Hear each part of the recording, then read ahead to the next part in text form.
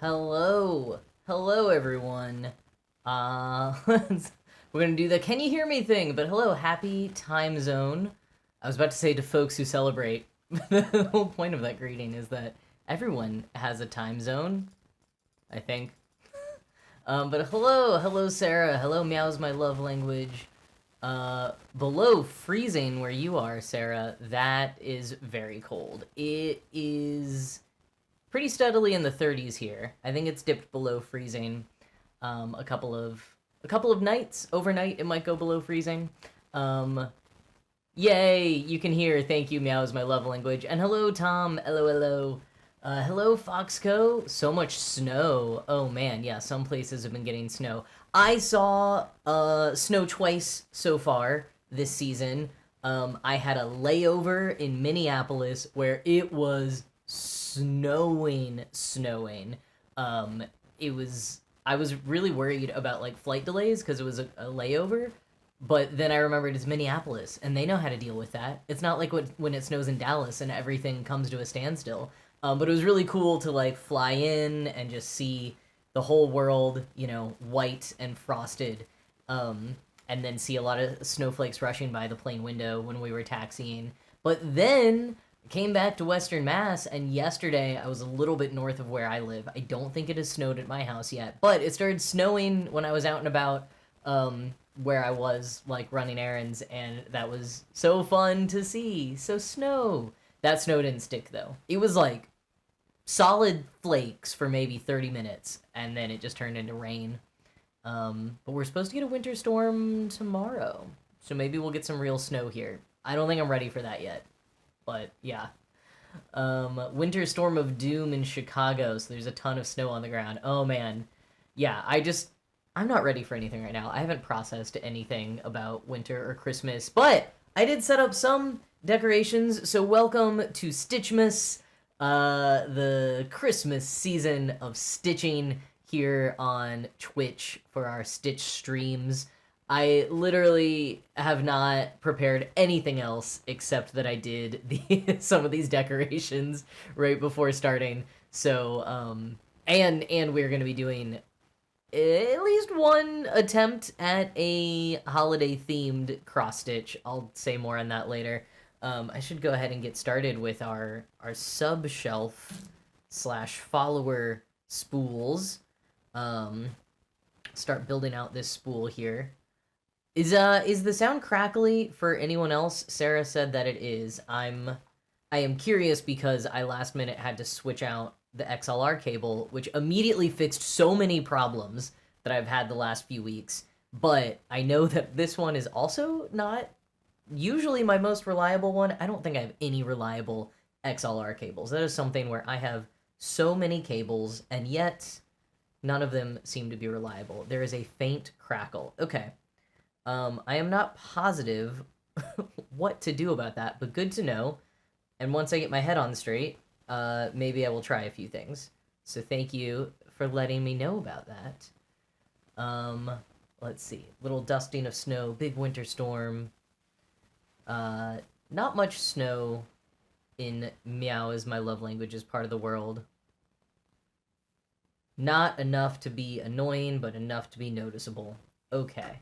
And on that note, let's check. Cool, captions are working. Love that. Oh, and the music is totally gone. Let's bring up some holiday vibes. Lo-fi Christmas beats, according to Epidemic Sound. Which I did not fully vet beforehand, but there's no vocals in any of these, so we can't go too wrong. Okay. Gotta get a needle, because there was a needle on this needle minder. And then I accidentally yeeted it behind a chair, and that's a problem for another time. Find that needle some point. There's, like, I'm trying to balance the sound. There's one chair in the living room where I do most of my cross-stitching, and I'm sure that so many needles live in and around that chair. I do my best to find them when they disappear. But, yeah, find the needle at some point. Yes, very good advice, and welcome to the chat, Ace Trainer Gold 96. Yeah, this one, like, when they're like really in the chair, if I'm like sitting in the chair and I notice it has gone because I am in the middle of actively stitching, I do usually use a magnet to find it right away. But in this case, I'm almost positive it flew behind the chair. The chair is in a corner. No one ever goes there. I don't have any pets. So it might get stuck in a vacuum or something at some point. Also, I usually might have like taken the time to find it more, but I was trying to get ready for the Stitch stream. So here we are. Needle minder needs a needle to mind, or it will start having an existential crisis. That may be true. May be true. Alright, here we go. First stitch of the night. First stitch of Stitchmas.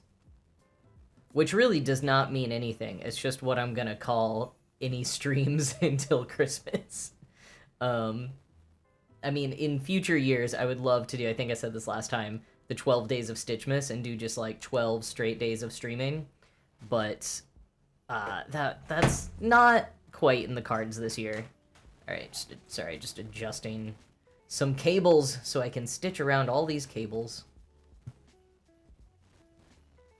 Exactly, any stitching done in December can be counted as part of Stitchmas. That is how I feel. I also feel like I don't know where to put my keyboard. We're gonna do that. Welcome, Sams, just in time for the very first stitch. Yeah, you are. There we go.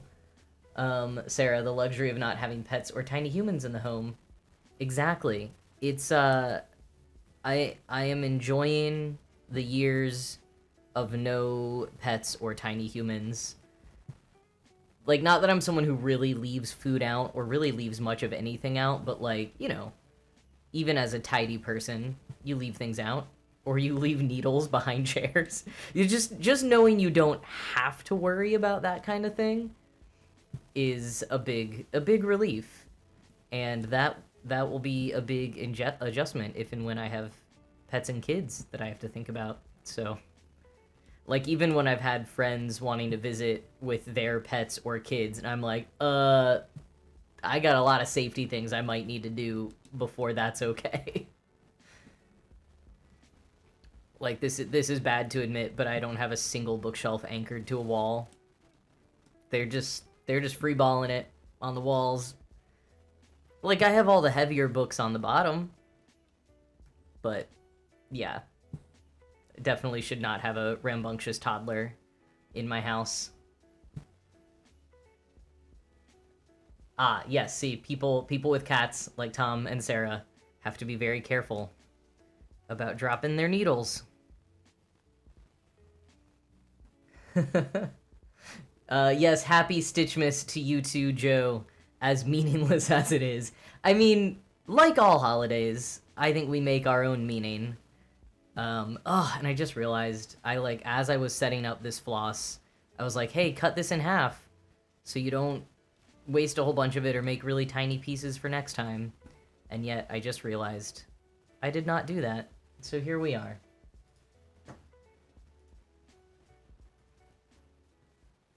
The true meaning is the friends we make along the way. Well, hey, I think that's pretty true for Twitch.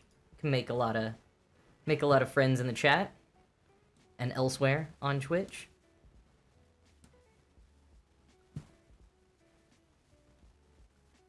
Let's see. I'm looking at who all we got here tonight.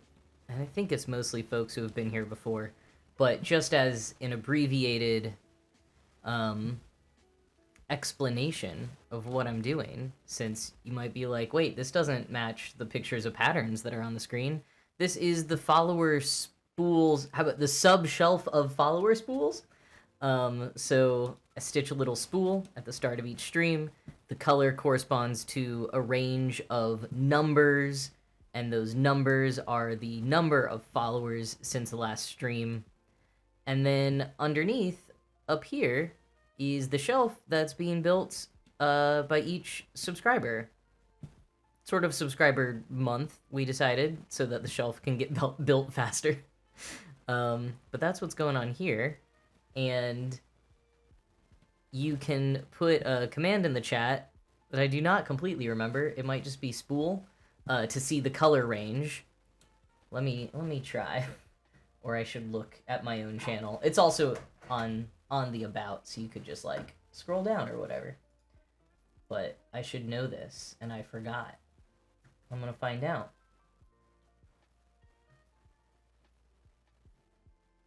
Let's see. Oh, I didn't put it in the about thing.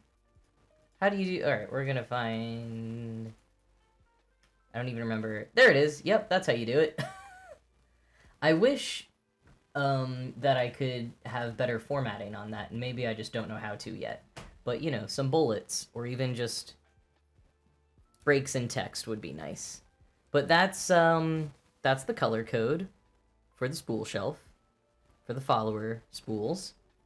And I have not done a very good job of promoting or prioritizing Twitch streams in the last week, so we've got 2 new followers who I still very much appreciate. Having any is a wonderful feeling. And that means that actually, very appropriately, the color, as you can see there, is 817 Very Dark Coral Red, which feels very Christmassy. Tom just subscribed for 3 months. Thank you, Tom. Oh, that's so exciting. So now we'll get to add some more to the shelf. We'll add some stitches for Tom for subscribing. Yay, thank you. But so it's a little bit hard to tell with the contrast here. But for the last, like, 3 weeks, when we were largely... I guess it was November and some of October. I only streamed every other week in November. But it's been very autumn. We've had very heavy autumn and Halloween vibes, and just happened to be doing orange for a lot. And now it's like Christmassy vibes, and it's time for red. So that actually worked out really well to be in the 0 to 5 sub range, or excuse me, follower range. It's like working out so thematically. I'll just have to get to, where does green come in? 40 to 50 followers. Let me try to get 40 to 50 followers next week, and then we can pull in some green for Christmas. I mean, hey, listen, I do have a lot of followers on other platforms. I just gotta put a little more work into it, and that might be a thing that could happen, like, at least once. I feel like I've maybe already hit the upper limit of people who follow me on other platforms who are at all interested in watching a cross-stitch stream. But, you know, theoretically, it could happen. Ace, thank you for listening to my book and apparently liking it. That is very, very cool of you. Yeah, I feel like I had something related to that to share about the book, but I really don't. I was just thinking about, I go to a writing group on Monday mornings, and sometimes when I have to say, like, what my background is, because it's with a lot of academics, and I'm like, oh, I'm not an academic. A friend just told me to come to this group, so I do. I'm like an interloper. And they're like, oh, so, like, what have you published? And I often don't want to say that I published a memoir, and so then I just, like, change the subject maybe to what else I'm working on right now. But I am still proud of that book, and so I'm happy that other people read it and listen to it. So thank you for that. A 12-hour subathon to get the green. That's not a terrible idea. I have done long live streams before with other people. Like, I think if I were gonna do that, I would really want to think about the programming and, like, bringing on guests and things like that. I feel like if and when I make a push to, like, actually make partner, doing something like that would be really fun. I think that'd bring in a lot of fun, like, energy and cool different things to try. I like that idea a lot. Oh, Sarah says, Sorted is on your TBR. Oh, and you have the audiobook. That's awesome. No rush. That's the cool thing about books, is they stick around. Slow media. Yeah, I was just seeing Meow's comment of, like, time to tell everyone about the stream. I love all of you who show up week after week or have popped in here and there to see what this is all about. I've been having so much fun. And there's like, as those of you who come every week know, I always say stuff like this. There's so much more that I like want to do, and I'm still learning about all the different like features available and stuff like that. And I just like haven't quite had the time yet to fully dive into everything. So I think I will probably promote it like more heavily once I can really take that time to like do not everything. We're always growing and changing, but I don't know, do a bigger chunk of all the stuff that I really want to do on Twitch of like getting things set up. Like there's so much that I still don't even completely have set up. That's kind of what I mean by that.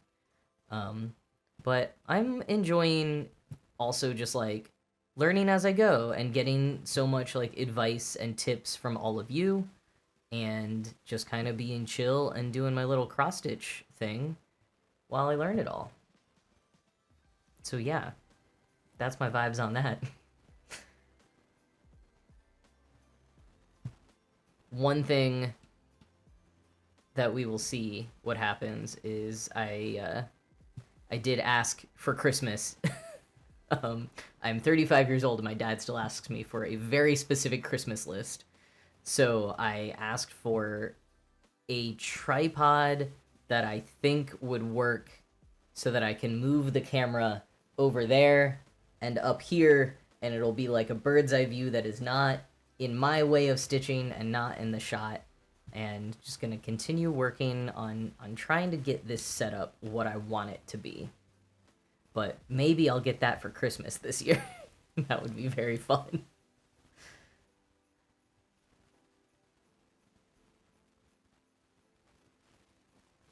Thanks, Meow.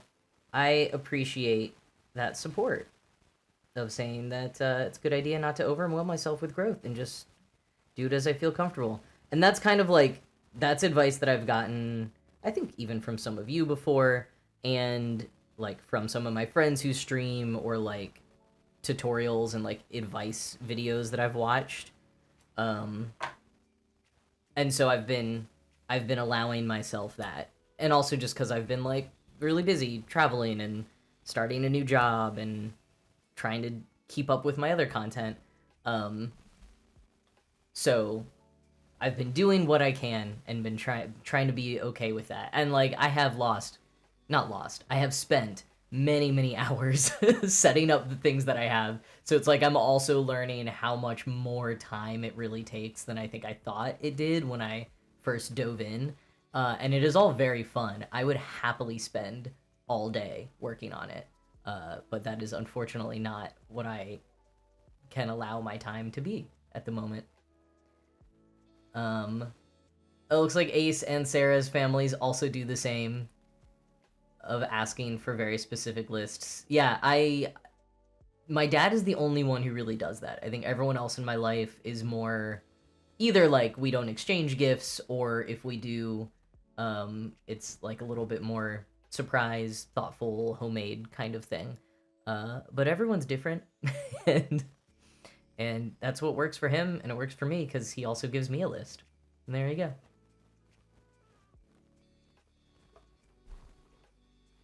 Okay, let's do Tom's subscriber stitches and get the shelf built a little bit more. Oh man, speaking of all the things that I haven't done that I want to do, which I need to not harp on all the time because I feel like it's a little bit of a boring conversation, but I wanted to do some Christmas emotes in time for today, so maybe I'll do some of those next week. We shall see. Oh, Sarah, that's a good combo. A couple of things from your list and a couple of things that are surprises. I feel like that's solid.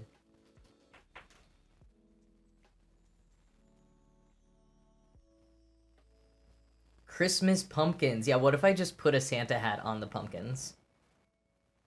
Actually, I should think about what a Christmas pumpkin would be, because some of the pumpkins that I bought this season, like real life pumpkins, are still good. Like the ones I didn't carve, I actually didn't carve any this year. But they're in decent shape. What should I do with them that could be Christmassy? even if it only lasts for like the next week. Oh, I didn't need this new piece of floss. I have a piece of floss on the cloth. I parked it. I forgot. Okay, let's put this floss back on. Some pumpkins are green. That is very true. Like, just naturally green. That is, that's good to keep in mind for emote possibilities. But does not help for my real-life pumpkin idea. Let's see. So in Sam's family, sister and I always get each other a gift card for the same bookshop. That's great. I've done that for my brother a few times because I was trying to get him books he would like, and I think I had like some that he did, some were more I think he didn't like as much, and so sometimes I've just gotten him like a Half Price Books gift card or something, and I think he likes that more. Ace is thinking of making a year-round wish list to keep track of stuff you want in general. I pretty much do that. Like back in the day, it was an Amazon list, and now I keep a wish list on Notion, which I call it a wish list. A lot of it is actually just like, hey, don't forget to save up for this at some point, or like if I see like a used one or something, like it just helps me remember things that I want or need, and I rank them in priority. It's a star system, and I forgot. I think it's like 4 stars. 3 or 4 stars means like I do actually kind of need this, like it's a safety thing or a household thing usually. And then 1 star is like, in no world would I ever need this, but like it'd be cool to have. So that's my personal ranking system. And like I said, a lot of that is me trying to remember for myself or to keep an eye out for things used. But it does come in handy around the time of like the holidays. If my dad or anyone else is asking me for things that I want, then I can look back at that list and be like, oh right, I did want a new pair of insoles. Yeah, the stat system is helpful, I feel. And I also, I mean, I'm a Notion like power user, so I have a lot of other tags as well. Like I will tag, is it electronics? Is it like clothing? Is it books? Actually, my books are in a separate database. That's a lie. But there is a wish list tag for my book database. And when I've been moving, I've also had different tags where I'm like, this is something that I need for the actual move, like boxes, packing tape. And then like, this is something that I know my next place, I'll need at my next place, but I do not need at my current place. Tags like that. Okay, Joe wants to know an example of a 1-star item. Done, I can pull this up. I'm not gonna screen share just in case I accidentally share anything personal, but I'm pulling it up for myself. Because I feel like there's probably weird stuff there. I don't know. Okay, so... Oh, I don't even have... Okay, filter for priority. Oh, it's backwards. Oh, no, it's not. Okay, yeah, 1 star. Don't need this, but it would be cool. A lot of t-shirts that I just never need. Jack-o'-lantern pathway markers, like little stake lights that are jack-o'-lanterns. Oh, a soft serve maker. Yeah, don't need that. Although, to be fair, I am lactose intolerant, and so I would be able to make my own soft serve, and it is very rare to find non-dairy soft serve.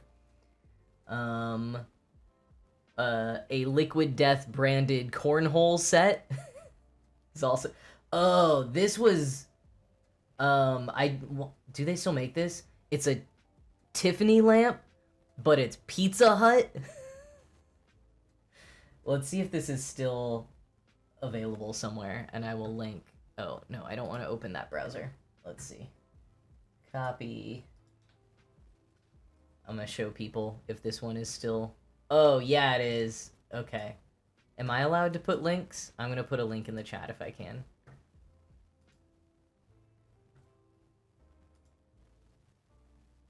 Maybe I can't. Only because my copy paste is not working. Oh, there we go. That should work. By the way, I don't know if folks can fully see it, but several weeks ago I set up the pronouns thing, so you should be able to see your pronouns by like each other's usernames. And if you want to set it up, you can just use the command !pronouns, I think. Let me put it in there. Yes. So that's instructions if you want to add them. I can't see them on OBS, but I can see them on my Twitch stream manager.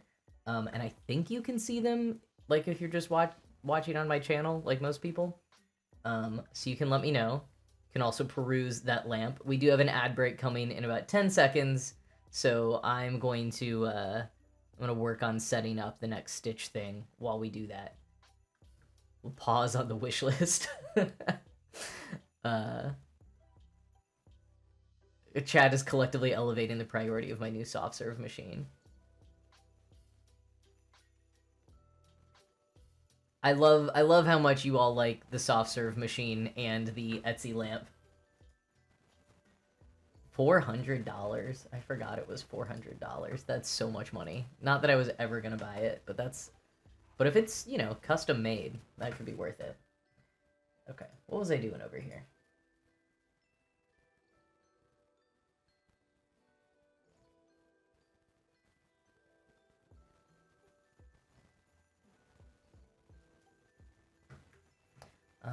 Okay, we're gonna work on this a little bit while the ad is going. Literally just adding symbols.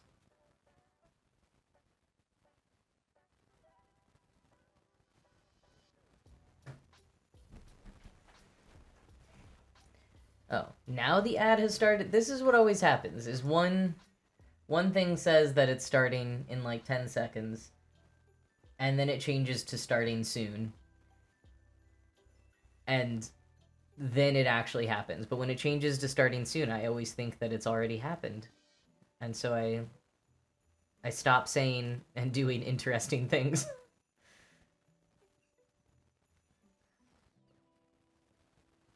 Oh, the lamp is 40% off. Wow. Oh my gosh, so it's usually 666 Australian dollars. I have no idea what the conversion rate is right now.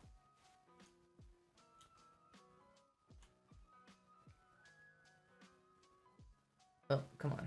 There you go. So I'm in markup RXP right now, for those of you who are still here. And I just put this pattern in right before the stream. And it's from a PDF, so it's not really capturing all the symbols, so I'm just going through and correcting it a little bit. And when the ad ends, I'll get back to, oh, the ad break has now ended. I was about to be like, when the ad break ends, I will get back to, suspense, I will get back to, working on the shelf of subs, adding Tom's stitches to it. Thank you again for subscribing, Tom.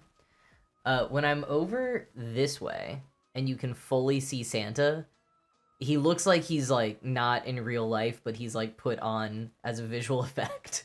But that's a real life Santa that I forgot I bought last year and was a very exciting find in the basement when I was setting up a few decorations this weekend. Okay, so we have, oh no, do we have a snag in the back? That might be what we have. No, it's fine. Okay. One stitch on the shelf that I already messed up. I'm messing everything up. The floss is just not staying on the needle, but we can fix this. All right.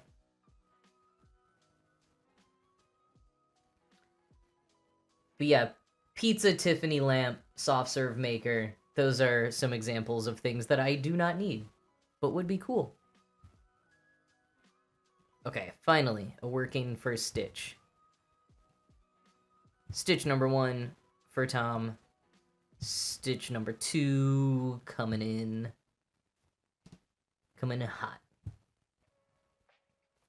It's only fitting for Tom's shelf stitches to be slightly askew. I mean, they're not askew, but also why? Why is that fitting? All right, and the third one. Almost filling out this first level of shelf. All right. So, there we go. Thank you very much, Tom. And to everyone who has built this shelf up to this point. Yeah, Joe, I was wondering. I was like, oh, maybe Joe knows Tom offline. Or that's just the vibe that you've gotten online, I guess.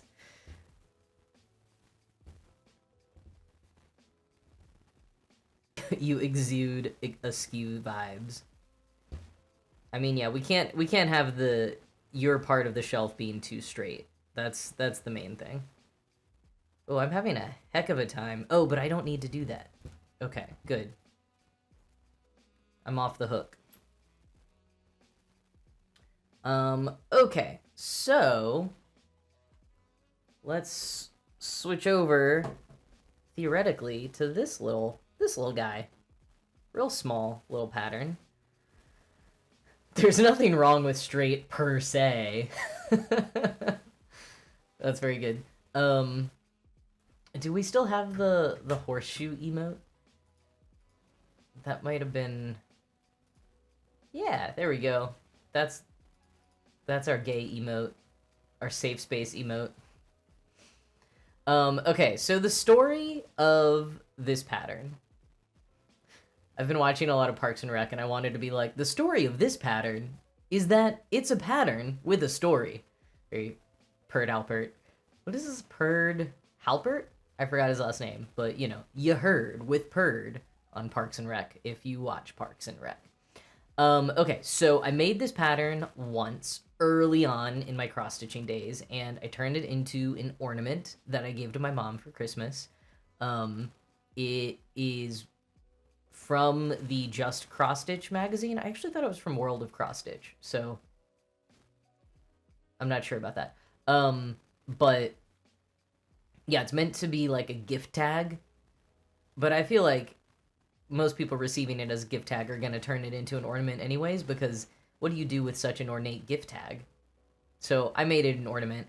And right after I made it from my mom, I had decided I was going to make another one for someone else. But then I didn't finish it in time, and I also was like, I don't know if I need to give this person a gift. It was like a relative who, like, we don't exchange gifts every year.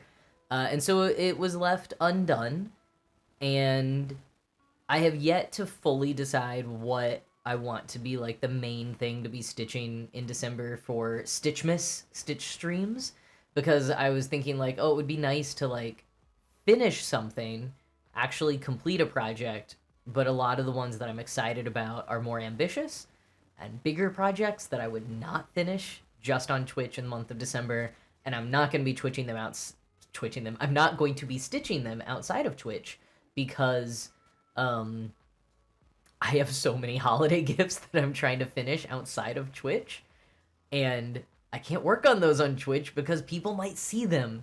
So it's quite the conundrum this month for the holidays.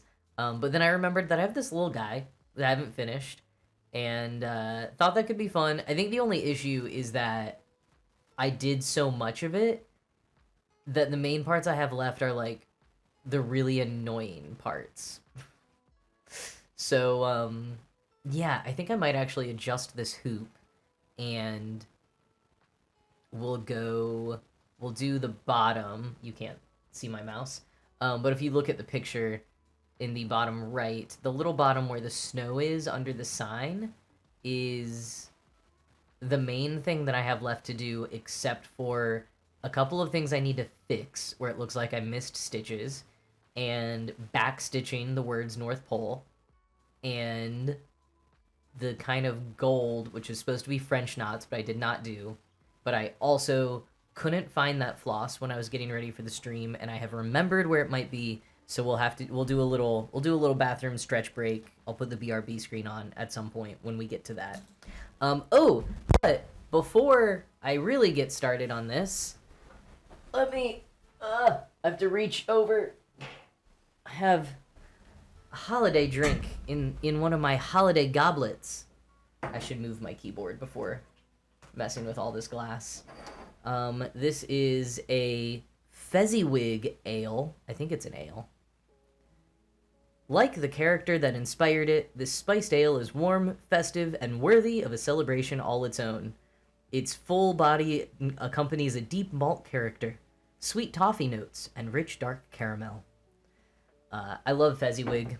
I aspire to be Fezziwig, or at least Fozziwig,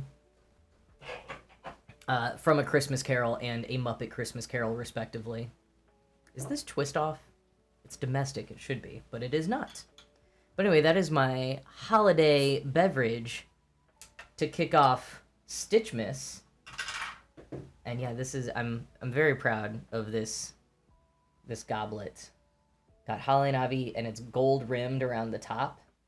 I think I have a couple of them. I have not unpacked all of my Christmas dishware yet for the season, but this either belonged to my grandmother, or I have others of hers that are like cups and saucers that match, and then I got these used somewhere. I can't quite remember, but I'm gonna say that they were my grandmother's. I have a lot of her Christmas stuff, and some of her Halloween stuff too. Yeah, much of my family is big on holidays like I am. It's not totally just me. Okay, let's set this somewhere kind of safe. Ah! Nothing is safe here. Nothing. Okay. Does everyone else have any fun festive beverages or snacks? I can do a toast. I'm gonna do a virtual toast to the season of gratitude, and to Stitchmas. Cheers, everyone.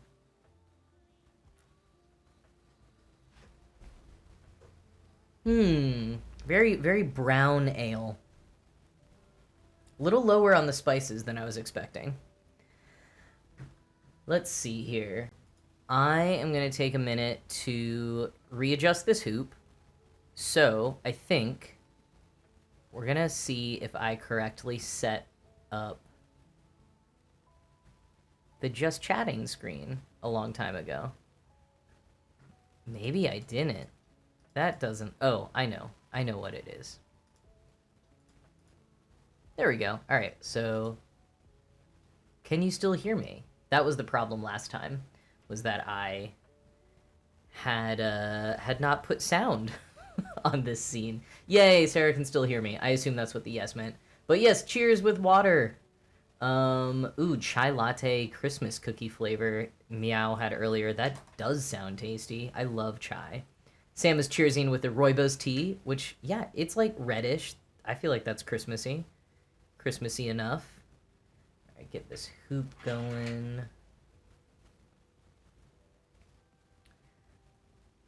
I like so rarely use this full Just Chatting scene. I like it because I added the chat to it, which is fun, and like, you know, it's just a little bit of a bigger video. But I feel like even when I sort of pause from stitching and I'm just yapping for a bit, like, it's fun to still see what pattern we're working on that day, or like how far along the pattern looks like it is. So I don't use this screen that much, but I figured when I'm gonna be doing a task where I would essentially need to turn off the cross-stitch camera for a bit as I adjust the hoop, might as well take advantage of it. Oh wow, okay, Tom has green tea, and so the green and the rooibos together is Christmas colors. I love that. I used to live in New Mexico, where green chili is a really big thing, especially Hatch green chili. And so when you go to restaurants and like you order something with salsa, which almost every dish in New Mexico has salsa in some way, and you can order either red salsa, green, or red and green combined, which is called Christmas. And it's one of those things that, like, it is a real thing that locals do, but I think it's also has become a thing that, like, tourists know to do to sound like a local, and so it's kind of become this, like, cyclical, it's not quite a local thing anymore. But that's what your red and green tea reminded me of. If that's your Christmas tea, then it's like Christmas salsa. That's what I'm going with anyways. Okay, so we're gonna work on this blue one. Let's get this working again. And we're gonna switch back. Yay! Look at that. Okay. Although I think I do, if I can move this so that that can be more to my liking. Well, oh, and that's like kind of as close as we're gonna get tonight because it's such a small pattern. It's very little pattern. And let's go double check. Well, that's not helpful, markup RXP. We gotta edit this. This is the key that I want. Okay, so we're doing the little square, which is DMC number 827. Which I believe... Yes, 827. There we go.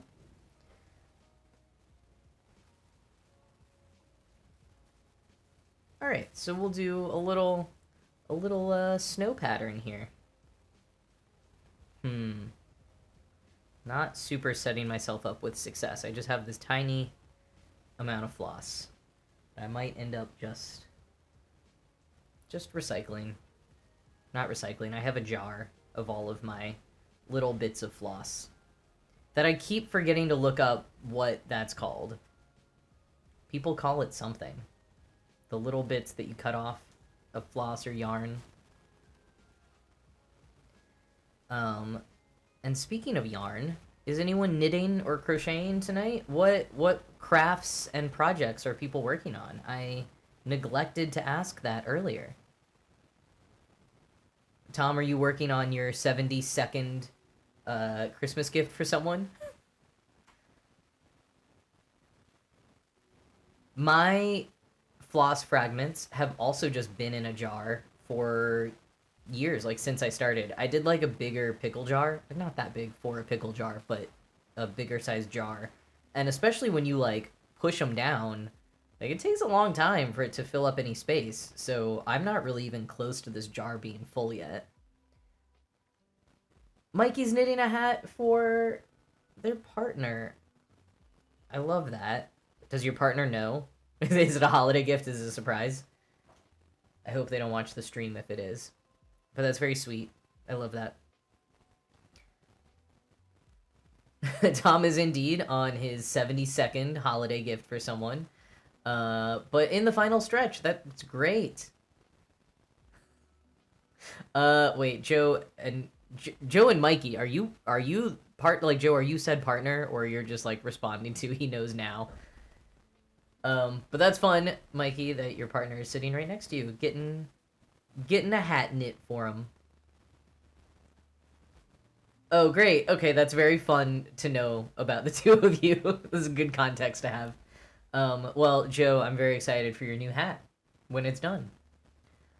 Sarah is doing a cross-stitch pattern by the Stitch Crypt. Okay, well, that sounds very cool. What is the pattern? I can imagine what the vibe might be based on the name of the pattern designer. It sounds like it would probably be kind of my vibe. Oh, he picked out the yarn. Nice. Speaking of tiny floss fragments, again, I have seen some creative things that people have done with them that maybe I will tell you after I figure this out. I gotta figure out where I'm starting first. Okay, so I think I can just go down one from the blue.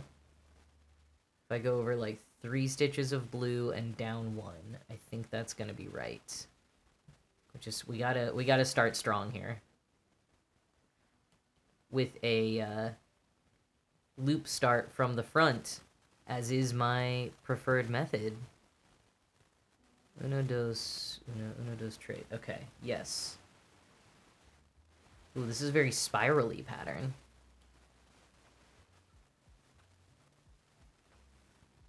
How do I want to go about this? We'll mark that. Oh, and I did not, because I never do, I did not update the counter after the warm-up. So it was the usual 19 plus 3 for Tom is 22. I hope. I said it out loud. Oh, that's the wrong one. That should still be 0. And this should be 22. Actually, this should be 1 now. But I can do that myself over here. Maybe.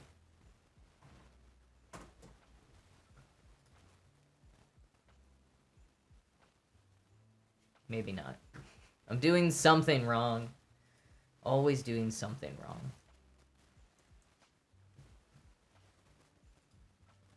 Well, we'll do it like that. Oh, okay, Sarah has to be discreet because we are in secret gift-making season. Well, I'm going to look up Stitch Crypt later because that sounds like a cool shop or pattern designer. I don't love when my thumbs and everything are so in the shot, but that's what happens when you want to make content with small crafts. But okay, so anyways, tiny pieces of floss. Put them in a jar. Very fun to see the colors grow over time. Sometimes you can get a little bit of a parfait effect where you're like, oh yeah, I was working on that pattern and look at all those colors from that. I have also seen people use them for stuffing if you're making some kind of like smaller plushie or just anything that needs a little bit of stuffing. I feel like you need quite a lot of floss to do that. I think I've seen that more with the little fragments of yarn. One thing that I've seen that I forgot about until the other day, and I was like, shoot, should I do this year, is you get one of those, usually like plastic clear ornaments, like a crafting kind, just like a spherical one, and it opens up in some way for you to fill it with whatever to make a fun little DIY ornament. And people will fill it with all of the floss fragments or yarn fragments from that year. And then, maybe you use like a fun paint pen and write the year on it. And like, because it's usually all multicolored, like it has a cool effect. It looks cool. And then you've got a little keepsake of like, oh, this is like the projects that I worked on this year. So I haven't done that, but I saw it a long time ago and just remembered. So I don't know, I might do that. Because I definitely bought a handful of those little ornaments when Joann's was closing. I definitely bought so many, like, random craft things, being like, maybe I'll do something with this one day. It's only 50 cents right now, so I'll just get it. But I don't know, I also like how full my jar is getting. And my jar currently encompasses a handful of years. So I don't know how I would decide to, like, divvy that up. Because, yeah, it's not just 1 year. But I don't know. I'm going to think about it. I think it's a fun idea to do. And, of course, you can do it with yarn as well. What else have I seen people do? I, at one point, looked up, or not really looked up, but I stumbled on, like, an extensive kind of blog post about sustainability in cross-stitching. I think it might have been on the Lord Libidin, however you say his name, website. That's the one that has, like, some good free fonts, like alphabets for cross-stitching, is I think, like, probably the most viewed page on that site, most viewed resource. But yeah, I think that was the one that had looked up a lot of stuff about, like, okay, what is actually recyclable, what isn't, and I think floss probably isn't recyclable, but I think he went into a lot of things about, like, maybe it's helpful if you're, like, starting a fire, like a campfire. Like, it could be good, tinder, not kindling, right? Tinder? But it could be one of those things that could be helpful for starting a fire. That's maybe true. I would fact check me on that. Don't take my word for it. But I have a vague memory of that. The main thing that I remember from that article is that Ada cloth, unfortunately, is just, like, not really recyclable. It doesn't really break down. There's nothing particularly sustainable about Ada cloth, which is a big bummer. I want to look into that more because, again, I just read it from the one source and only kind of remember. But the other thing, which you should also fact check, but the other thing I remember from that article is that the little, do I have any? Yes, I do. The little wraps around floss skeins, that is a word I will never remember the correct pronunciation of, but these things are fully plastic and therefore recyclable. I think he checked on like what number of recycling it even is. That's the thing that I've been wanting to double check is like what number recycling it is and like does my well, I don't want this needle to be here. What am I doing? Yeah, and does like my county recycle that number of plastic? When I was in New York, I definitely put those things in the recycling bin a number of times, and I never really checked if that was okay. But hopefully it was okay. I think that was the period of time, if that still exists, when nothing is actually really getting recycled in New York City because a contract with some other country where we dumped all of our recycling expired, and I don't know. Recycling's so complicated and unfortunately not actually as effective as we would like it to be. Yeah, what is and isn't recyclable changes depending on where you live in the county. Oh no, yeah, in the country, and like varies by counties is what I was thinking in my head. Yeah, there are many counties and like cities and states, including New York City, where you cannot recycle film plastic. So like plastic that might be wrapped around something that you get, like that kind of like filmy thin plastic, and everyone thinks you can. I had so many friends and landlords and so many people in my life in New York who would put that in the recycling bin, and it didn't matter how many times I told them, you can't recycle that in New York City, and no one ever believed me, and I'd show them the thing, and they'd be like, yeah, whatever. That was a big pet peeve of mine in New York. That's the kind of plastic that you can usually take to a grocery store, and they'll have plastic recycling that then I assume is, like, partnered with some other contractor to do something with. Does it actually get recycled? How any of it works? I'm not sure. Those are all my recycling rants for the day. But I think that one of the things about recycling is, like, when it was introduced... Am I in the right place still? I think so. Well, there's a lot to the history of recycling. But I think parts of it might have kind of come from oil companies who were like, okay, if we can tell people that they can recycle all of these products, then they like won't feel bad about buying them. So they will still buy these products. And then like we don't actually need to make whatever we do with them like effective as recycling all the time. So I think maybe especially the numbering system that we use in America came from that. Something. Again, fact check me. These are all like old thoughts that I'm not fact checking in the moment. But like environmentalists and stuff, when recycling was coming about, were pushing more so on reusing and reducing the amount that you consume, and like those are the much more effective methods. And so this takes us back to, I was just trying to get full circle here. This takes us back to using your tiny crafting fragments, whether it be floss or yarn, or like straight up fabric and cloth from sewing, whatever you have, thinking about how you can use that in other ways. Can it help you start a campfire? Can you make a fun ornament? Can you reuse them for some other craft? Can you be mindful about how wasteful you are with like different craft supplies? So that's what I was trying to get back to as I went on that very long, partially informed rant about recycling.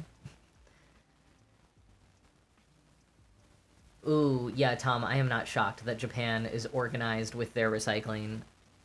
I would love to see that one day.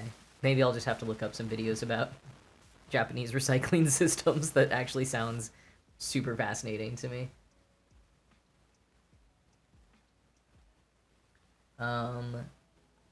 Sarah says you have to pay to throw certain things away. Are you saying that was in Japan? Because I think there's like places in the U.S. where that at least has been happening. I think there's like smaller areas, like smaller towns, even near me, where trash pickup is not provided at all. I mean, that's fairly common, like having to take your trash to the dump yourself. But I feel like there are a number of places where you have to pay to take your trash to the dump, or maybe have some kind of like membership. I'm calling it the dump. I don't know, Department of Public Works, whatever it is. Okay, but Sarah says yes in Japan, and I'm with you of being on the fence of like, yeah, it makes you stop and think about how much you're throwing away, but at the same time, the biggest effect is probably going to be on lower income people, because people with more money are just going to be like, whatever, I'll like complain about it, but I'll pay the fee to continue my exact same behavior of throwing away however much I was before. And then lower income folks are going to have to like seriously think about it and be in a tough situation. Yeah. I mean, that's just my assumption. I don't know how it actually works out in Japan, but that is my assumption of how it would work in America.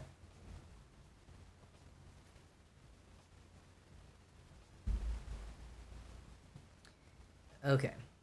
We got 1, 2, 3, 1, 2, 3, 4.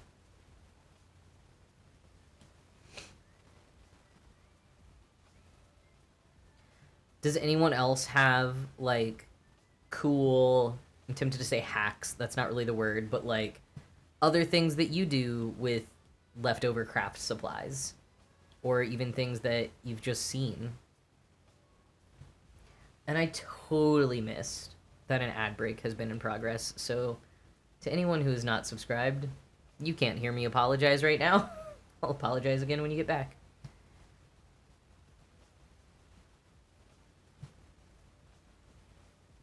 And I think this is frustratingly gonna be just slightly less than 2 pieces of floss. And let's see, I want to go over here.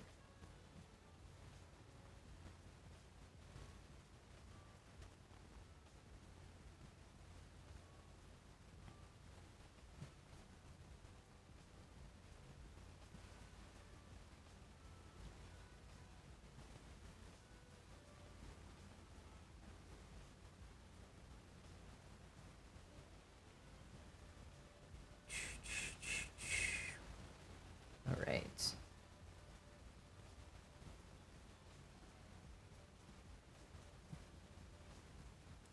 Let's see. That has been 30.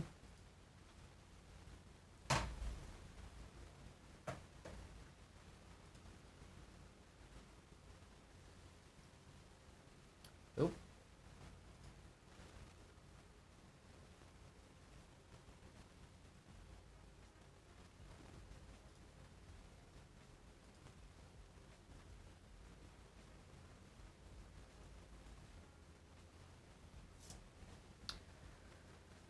Oh, hey, welcome back from the ad, folks who had ads. Sorry for not giving you a heads up.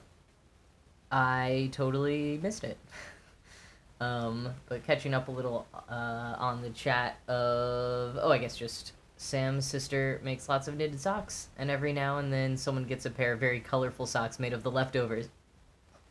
Oh yeah, that's one of the best ways, I think, for like knitting and crochet, is you just make like a leftover multicolored project.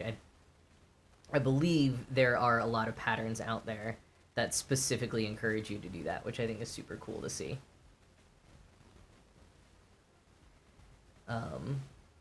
This pattern, changing the topic a little bit, is an example of a time in which there's a lot of white in this pattern, and so I picked a white backing fabric and had no intention of stitching all of the white.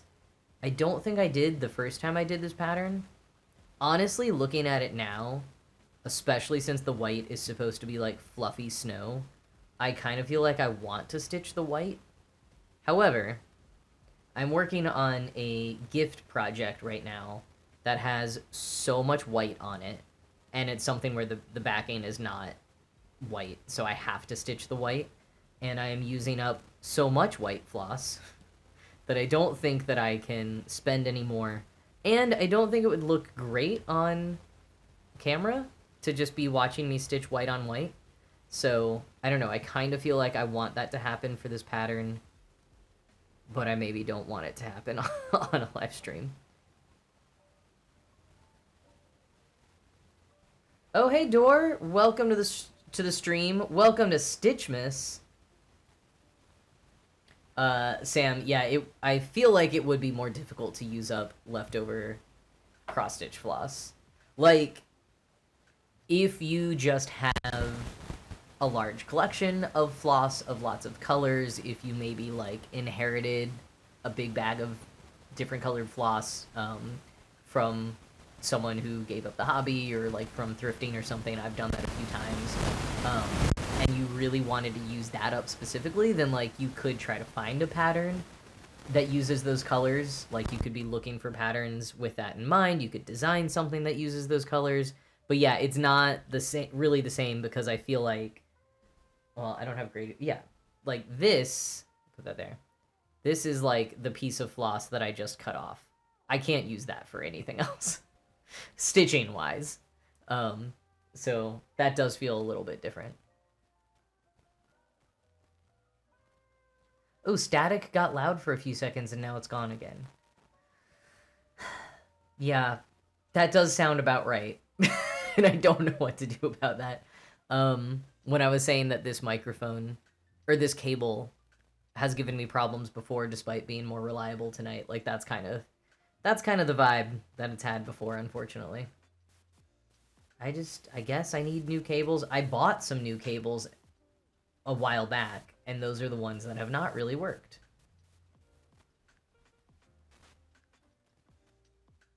Cable wants to give us some audio snow. I like that. Oh, hey, Dor, you went to your first Comic-Con. That's super fun. And exhausting, yes. Comic-Cons can be quite exhausting. But I hope you had a great time and saw most of the things that you wanted to see. You can never see everything that you want to see or do everything you want to do at a con. I should put cables on the Notion list. 3 or 4 stars? That would definitely be a 3. Maybe even a 2. Probably a 3. But I think the bigger thing is, like, if I have had issues before, I need to do a little bit of research on, like, what should I really be buying for what purpose, like, that kind of thing. I don't want to just, like, keep buying more and more cables and having them never really work, you know?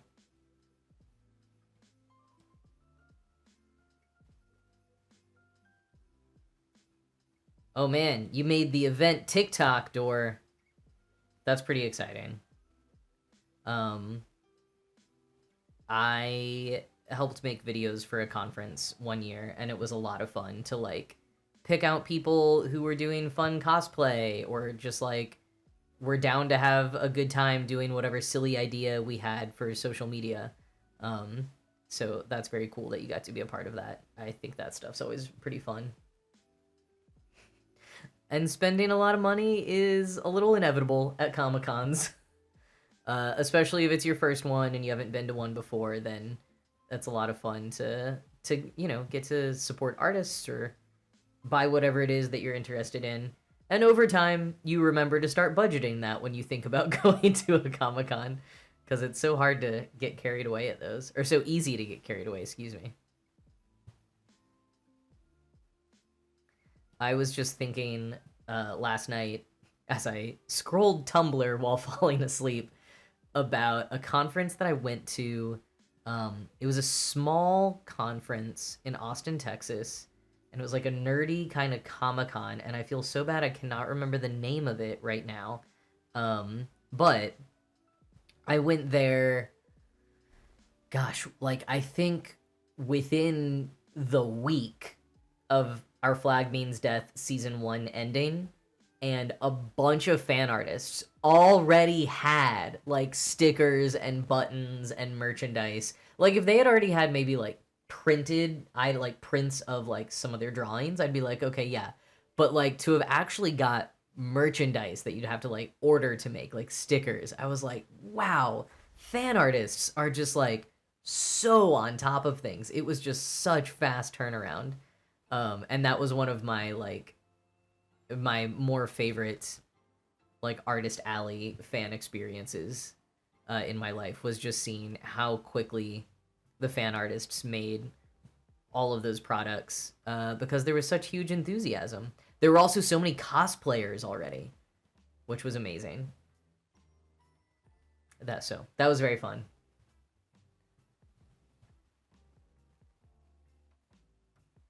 Yeah, Tom, Comic Cons can definitely be overwhelming and overstimulating.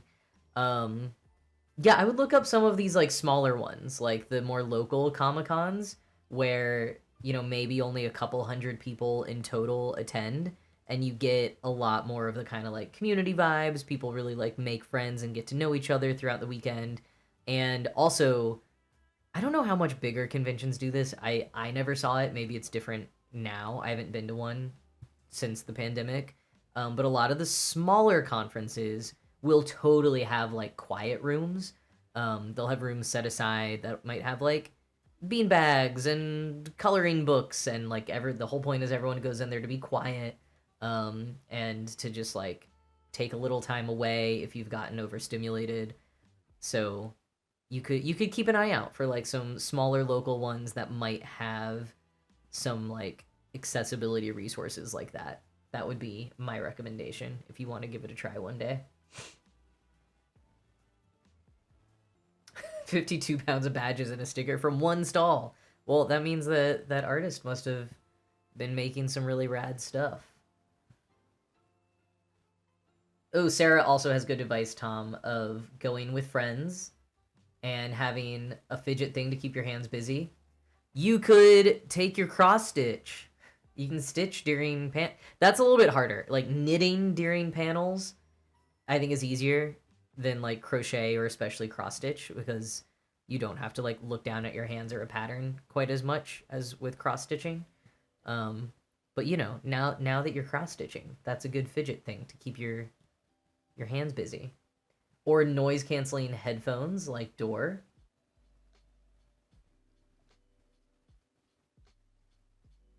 Yeah, Ace fan art just happens so fast. Like it is so impressive. Just especially as someone who is not an illustrator, never have been. Like, it's so impressive to me to think of how quickly that works. Yeah, Tom, I don't want you stabbing yourself in a vital artery. Although, cross stitch needles, they're not that sharp. They're kind of blunt, so hopefully it wouldn't be too bad.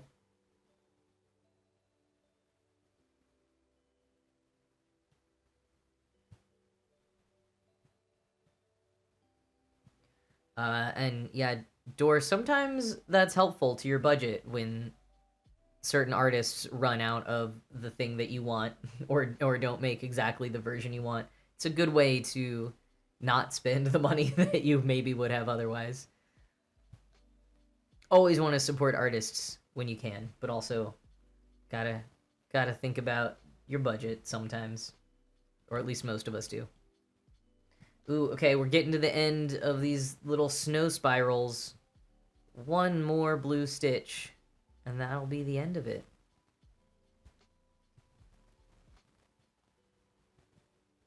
And there we go. Nice little snow.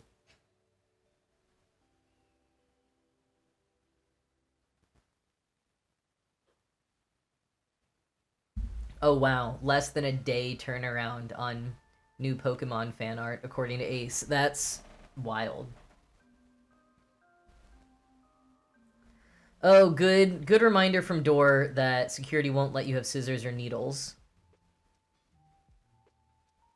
That probably does vary place to place, but that is a good reminder to always check the conference security policies and all of their policies before attending a con, potentially even before registering to attend one.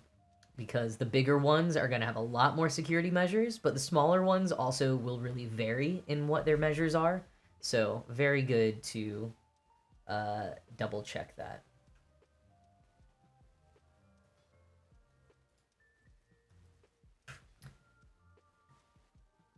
Okay, so we did the snow. I am somehow, I don't know if I just ran out of floss. I haven't worked on this pattern for like 2 years, but I am missing a row of red right here. I think I have the tiniest bit of red thread left. Do I want to try to fold this in half and really play thread chicken? I think that's too much. I don't know that that would work. No, that totally wouldn't work. Okay, so I'm going to have to do what I rarely do. And instead of folding for a loop start, I'm going to take 2 strands and tie them together. Oh my god, they're different sizes. That's so annoying. Okay. I'm going to do some knots here. I don't know if I'll put this here so you can maybe slightly see. And you just gotta, especially because I'm doing 14 count Ada, these are pretty big holes, so I had to tie the knot several times to try to get it big enough. And speaking of leftovers, this is a fairly random leftover piece. Oh wait, is this the right color? That's important to know. Okay, $sign 817. Yes, this is the right one. It's the same floss that we used for the follower spool at the start of the stream.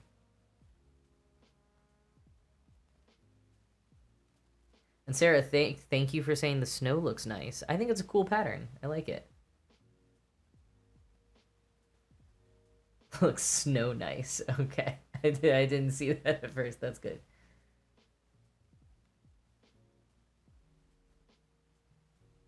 Wow, puns are how I roll. Oh my gosh. Okay, so I was in DC one of the times that I was not here. Actually, was I in DC on a Monday? I don't know. I was recently in Washington, D.C., and I learned, I don't know if other towns do this, because, like, I've never seen this. I've also been to D.C. and didn't know this before, but I guess I haven't been to this neighborhood.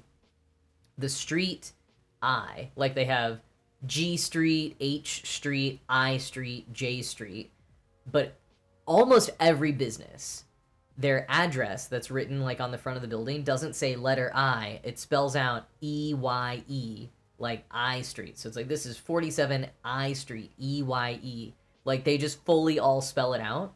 And my friend explained that it's because of, like, the I can look like a 1, it can look like an L, so it's confusing. But then I'm like, I don't know, at that point, do you just change the official name of the street? It was so wild to me. Oh, I didn't finish the blue on the back. We gotta do that. I gotta find a place to finish this. But there's my interesting fact about Washington, D.C. for you. I feel like I should have learned a lot more. We went to many museums.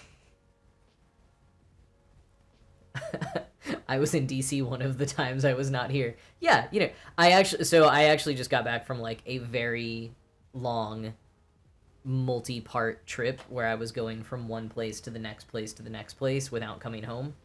I'm so tired. I just got back over the weekend. But DC was one of the places that I went to while I was gone, which is part of why I worded that so oddly, because I was just like, where have I been? Where am I now? Where am I going, Cotton Eye Joe?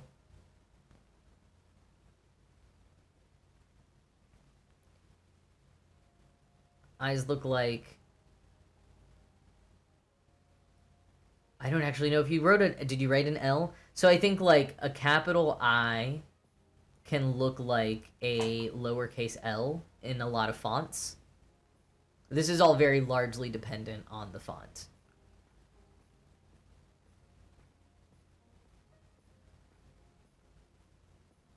Yeah, having a big where am I, what am I doing kind of vibe. Today was a very busy day, and I followed my calendar, and that was all there was time to do, but I have not looked at my calendar for any subsequent days or like at my to-do list. Like, what else is coming up this week?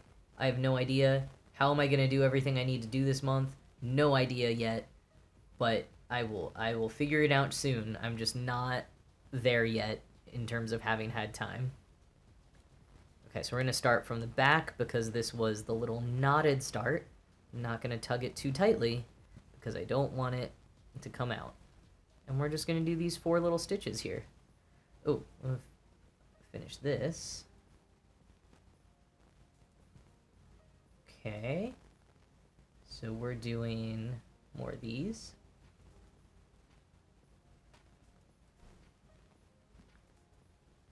Four little candy cane stitches.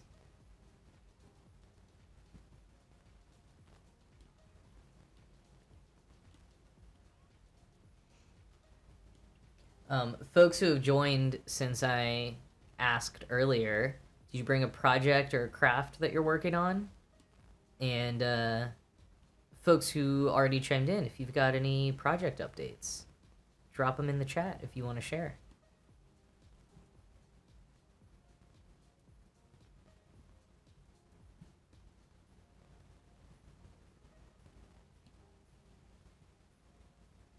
All right. Bam, that's done. Looking better already. Oh, stitching stars for your jacket patches. That's fun. That sounds pretty cool. I forgot that I have a jacket pattern I designed that I want to work on in some subsequent streams, maybe in the new year. Maybe that'll even be like what we kick off for the new year. I keep wanting to wear this jacket in the fall, but fall is gone. I need a warmer jacket than this one now, so maybe the goal will be to finish it for the springtime. I've talked about this jacket before, but it is a jacket with a big, like, Harry Potter thing on the back that clearly I do not want to wear anymore. One, because I don't like that, and 2, I don't want people, like, strangers out in the world seeing me wear it and thinking that I'm not a safe person to be around. So I have a handful of, like, Harry Potter things that I haven't gotten rid of because, frankly, they're just, like, very good quality of products, or, like, this is the jacket that has fit me the best of any others, so I don't want to get rid of it, but I need to cover up the Harry Potter. So I'm, like, coming up with, like, creative, crafty ways to cover things up. Like, I also have a wall clock that I really like the frame of, and, like, it works very well, so I want to take out the face and, like, replace it somehow, like, I don't know, paint over it or something. So I'm in a very, very slow, chill back burner process of basically doing, like, tattoo cover-ups for other products. Joe has less than 1,000 stitches to go on a ghastly Pokemon friend. Cool. Tom's a third of the way done on a cross stitch with a sappy but heartfelt message for your stepdad. That's nice. Oops. Sarah's adding a lot of DMC3 to the pattern. Love those single-digit DMC colors. Ace, that is so valid to not get rid of stuff but sworn off anything new. I did the same. I mean, I've gotten rid of a good amount of things. I get rid of more and more each time I kind of go through things, but there were definitely some things I held on to because either it was like I really did genuinely like the art of it. Like, I really liked the pre-movies art on a lot of the products.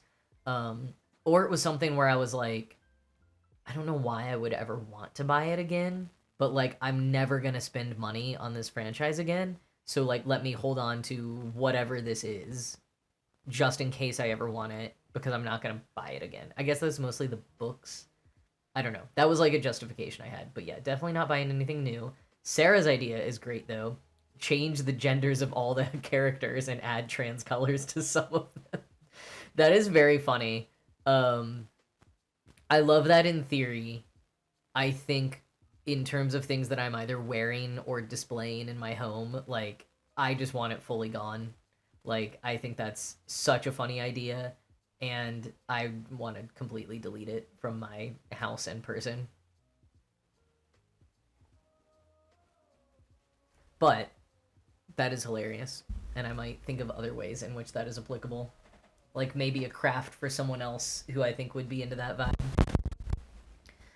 Okay, so here's what we're working with. I could do the backstitching, but I feel like Stream Brain is not good for backstitching. Oh, I could do the little golden bit, which is up here. What time is it? 7:30. And there's 1 or 2 blue stitches that I need to correct. I also don't know if I want to do the backstitching because I might decide to add white. Although, if I'm wanting to add the white and not just leave it the fabric, I'm wanting to do that to look more like snow. And maybe the face of the sign should be different since it's a white sign and not just a snowy sign. So I might do that. Let us, however, start with the gold. So I'm going to adjust the hoop again. Oh, some artist in the US is using pages from the HP books to make beautiful artwork of trans people. I like that. Okay, Dora's friend had a Harry Potter jacket that was black and white. They used green paint and graffitied fuck JK on it. And really distressed the sleeves, made it into a punk theme. I like that. Yeah. Just direct call out of her. I'm into that. But again, maybe more theoretically, and like very into that for others, but undecided for myself. Not in my opinion, just in wanting to like have anything that's even referencing her on my body. I do like how many tattoo artists like offer cover-ups for free. I think that's pretty rad.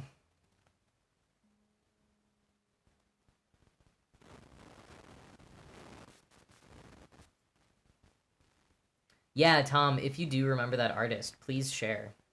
I think, give you permission to share a link if need be. Okay. So,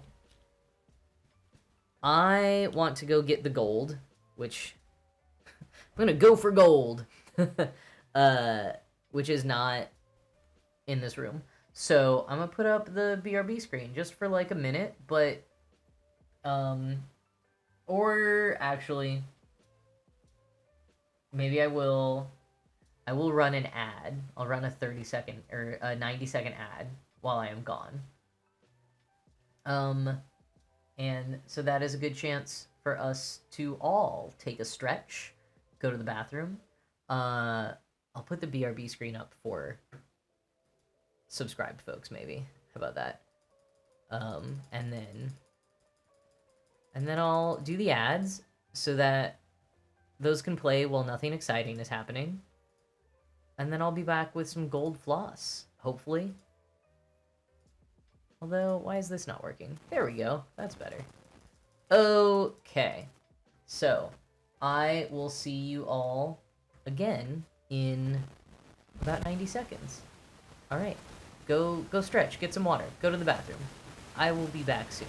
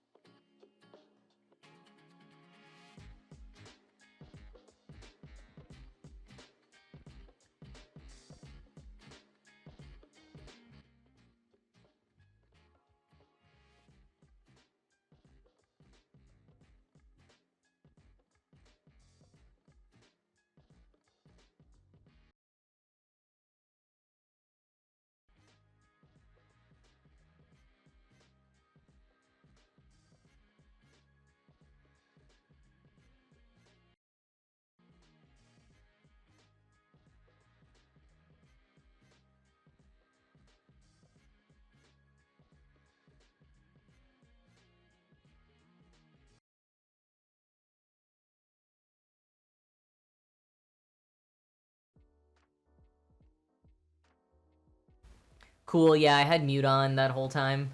Thanks, Joe. Like, my finger was literally on the mute button because I was like, I gotta unmute. And I didn't. I didn't do it. Just didn't do it. But I was saying goodbye to Sam, so just in case you're still here, Sam, goodbye. I hope you get some good rest so you can be in good working order tomorrow. And also welcome back, Meow. I saw you came back right before the break. Sorry about that. Oh, and Tom did a quick search, and the artist who was doing like trans people's portraits on top of pages from the Harry Potter books is Ty Erickson, Taiericson, Ty Erickson, if folks want to look that artist up. Dor also has to go. That's alright. Have a good night, Dor. I'm glad you had such a fun time at Comic-Con. And, yeah, enjoy your week. Alright, so, this is the fancy floss that we are using, for the little top of the North Pole sign. It is incredibly difficult to work with. But we're gonna do it for about how many stitches here? 4, 8, 12, 16, 22? Yeah, and it's obviously not in the same like bobbin shape, and so it was in a different part of one of my boxes, which is why I kind of forgot about it. It is very fancy. And I forgot I bought it because, like, I feel like my instinct would have been to be like, I'm just gonna pick a gold-colored floss and not, like, go through with... I guess maybe it's because I was new to cross-stitching and I just wanted to see what different kinds of flosses were, so I was like, yeah, I'll order this. I've probably shouted them out before, but I assume that I bought this from 123 Stitch, which is a Texas-based store, just coincidentally, but they fulfill orders, I think, all over the world, definitely all over the U.S., and they have so many kinds of, like, supplies and gear, I don't know, everything that you could need for cross-stitching, and mostly quilting. It's mostly quilting and cross-stitching, but you can always find all kinds of different selections of, like, cloth and fabric and floss. And I have ordered from them a number of times, and they're just a nice small business. They do, I think, have a brick-and-mortar store in North Texas that I always mean to go to when I'm back in North Texas, but I've yet to do, because it's a little far away from the places I go in North Texas. But anyway, yeah, I probably bought this there. I'm not sponsored by them. Would love to be. Or just some kind of ambassador with them. They seem cool, but... Okay, I also brought out my needle threader, because I remembered flosses like this are very, very difficult to thread, and indeed, I'm already having an issue. Okay, so if I'm trying to remember how to do this, we're gonna put the needle like that, and then the floss goes through that little triangle bit? Even that's difficult. Okay. I don't remember if I'm doing this correctly. So finicky. Then I gotta get it back out. And then... Wait. What part is supposed to pull through now? Is this... I guess that's on there. Okay. Those of you who use needle threaders are probably like, it's not that hard, why are you so confused? But I do not use mine that often. But okay, that is so helpful for thread like this. If anyone's used glow-in-the-dark thread, or floss rather, I just say it interchangeably. But glow-in-the-dark is very similar to this. It's really hard to work with. It's hard to put on the needle. It is also hard to stitch with. But wow, that needle threader made a huge difference in getting that done. So if you have these tougher to work with flosses, definitely also get a needle threader, which I want to say only cost a couple of dollars, but that was another Joanne closing purchase of mine, so like I paid very little for it. I do not remember what the original price was.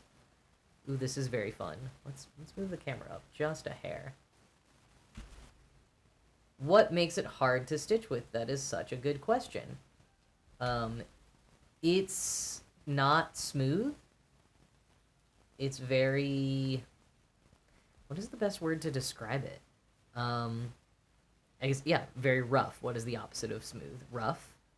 And the edges fray very, very quickly. And, like, no matter what you do. It also, because it's, like, very rough and dry, it doesn't really adhere if you try to get it wet. I also feel like it's so glittery I don't want to put it in my mouth, which is how I usually, like, will make floss. Yeah, I just sort of, like, wet it with my tongue or with my wet fingers. And you can't really do that with this kind of floss or with the glow-in-the-dark floss. So that's sort of what makes it tough. And, like, I don't know how much you can hear on the microphone, but it's really scraping through the cloth as it goes through. So it's not a smooth pull through. And I think it also gets tangled a little bit more easily, it feels like. Yeah, it's pretty stiff as well, yes. But wow, it already looks so good. And I think I said the pattern called for this to be French knots, but I honestly found that just continuing to do normal stitches, because this floss is, like, so shiny and a little bit thicker, like, the effect is kind of there. Also, I have yet to learn how to do French knots, and so we're just going with this.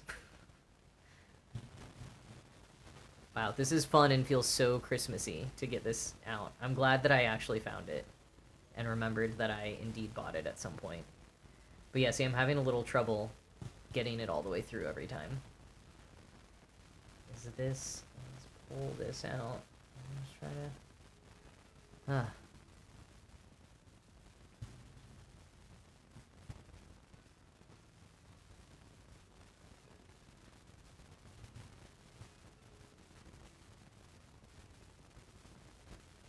Did any other folks travel for the holiday? I guess to our US folks, we had a holiday. Or do you have fun Friendsgivings or good protests? Either however you celebrate or don't celebrate.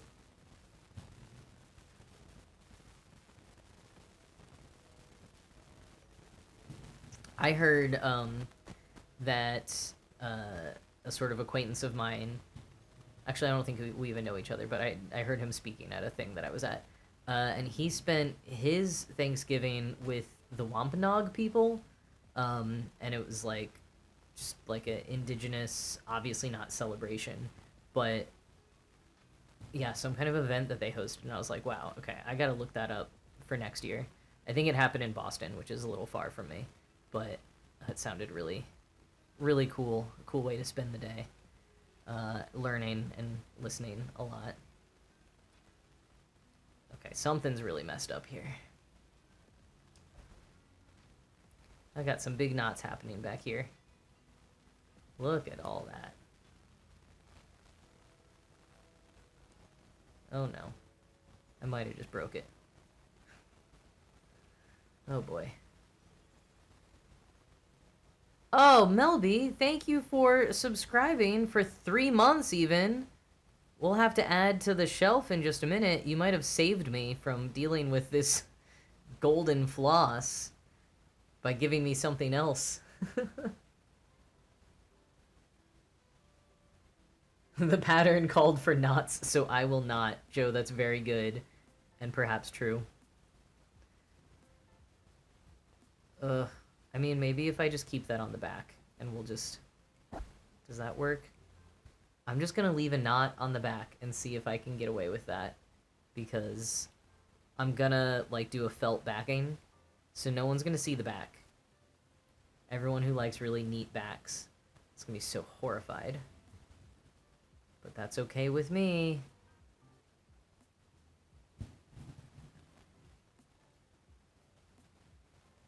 Oh, wow. Okay. Just want to get a little bit more into this, and then we'll do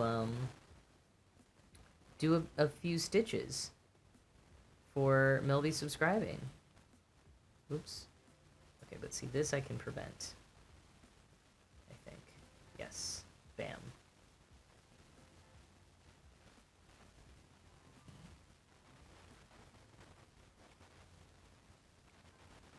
Masked Bandit, that is so true. It really isn't, sometimes, really isn't worth the struggle of trying to remove a knot.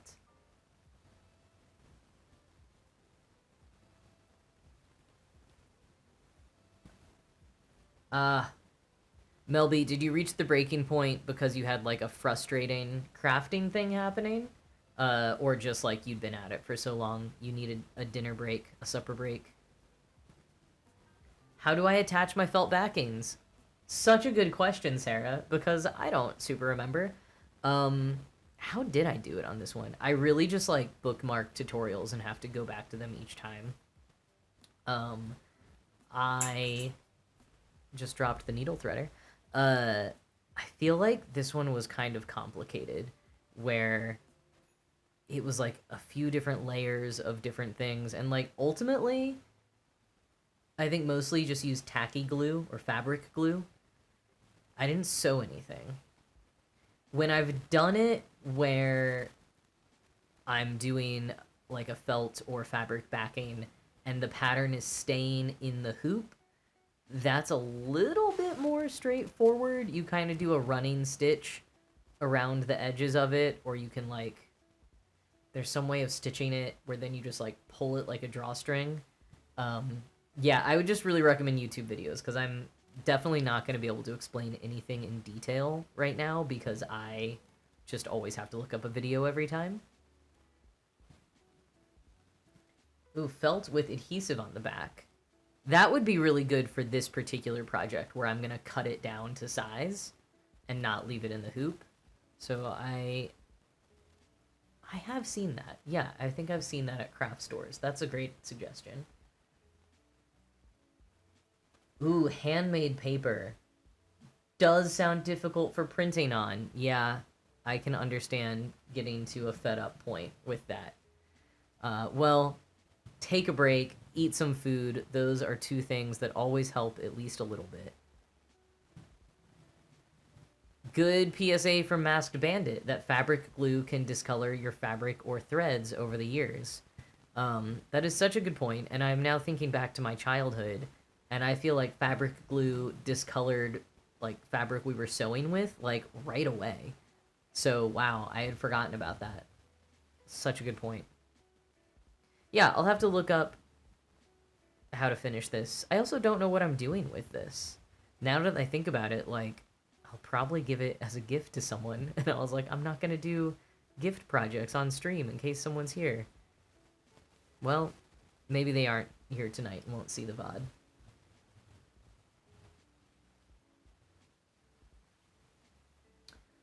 Your local cross-stitch store, Sarah, suggested using a fabric adhesive.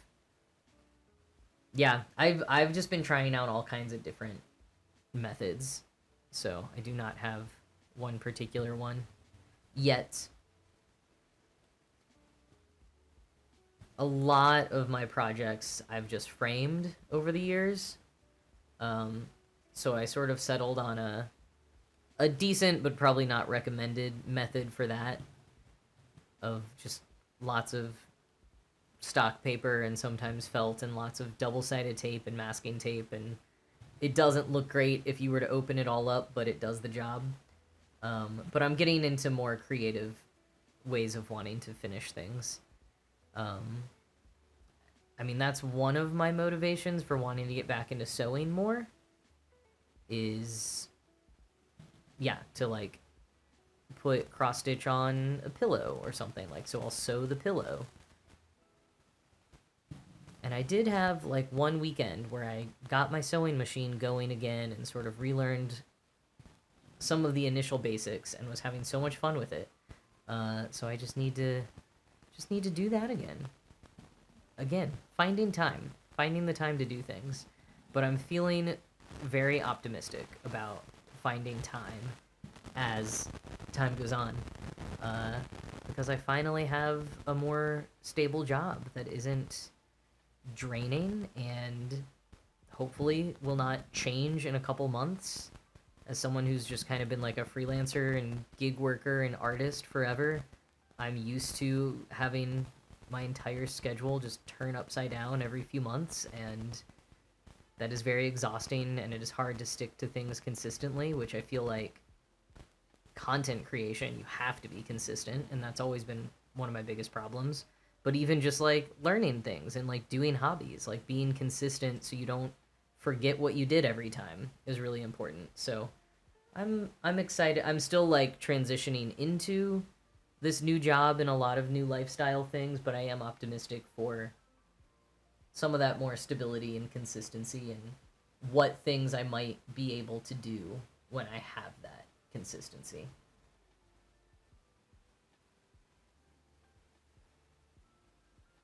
Oh, Tom, that's so reassuring to hear because I've been saying all this because it makes sense to me, but I'm not positive if it was actually going to be true. So hearing someone who went from piecemeal employment to something more stable and long term, that is what happened to you, that's really reassuring to hear. And thank you, Joe. Yeah, I wish I could bring it a little closer to the camera. That's what I can do because I feel like it looks pretty cool. Oop, I'm gonna try to focus it. Yay, that's very fun. Okay, I'll have to think about where else I can add some of this gold in on other patterns because I think that's pretty fun. I feel like that made it so much more festive to add the little bit of gold. Okay. Unless I want to do... You know, I think it would be fun to feel like we finished it. Let's do the North Pole backstitching. Did I bring the green out? Oh, you're kidding me. I don't think I brought Emerald Green 910. I do not have that out, so I'll have to go grab it. I can be quicker this time when I grab it. But first, let's finish this monstrosity back here. And then we'll do the backstitching, and we can, like, kind of call this done, and it'll be the first completed project on stream. Because I haven't finished any of the others that I have worked on stream.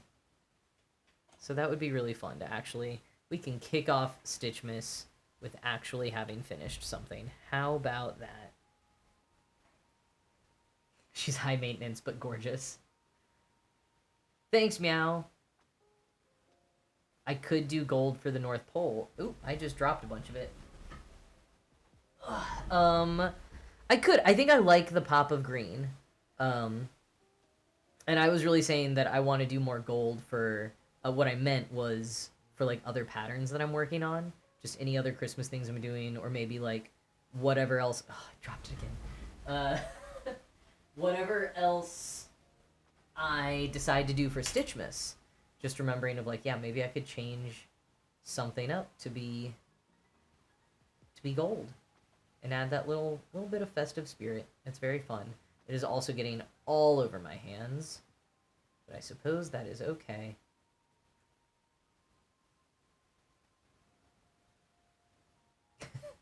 Yes, you will be here for this historic moment of actually finishing a pattern. Okay, so what number did I... You know, one day I should just bring my boxes of floss into the room. But there are quite a few boxes. So that would take it. Okay, 910, but also...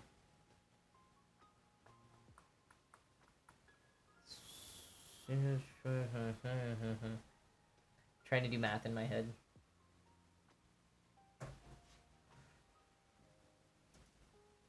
Whoa.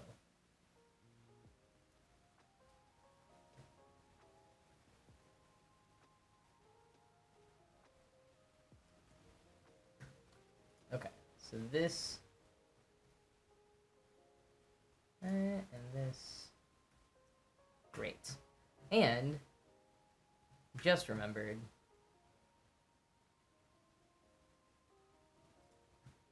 that should say that. There we go. We gotta add Melby's subscriber shelf stitches. Thank you for subscribing for 3 months. Oh, and Joe just said that same thing. Yeah, with the lag, you probably beat me to that. Yeah, it occurred to me right as I was switching. Oh, and I don't need this. I keep doing that. It is on here already. I just need to pull it back from here. Yay, exciting. Okay. And some normal thread.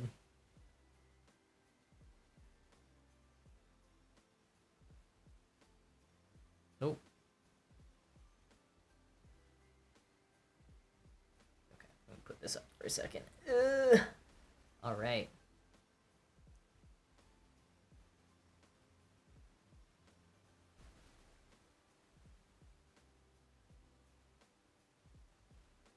Ooh, content ideas for if I ever do a 12-hour subathon.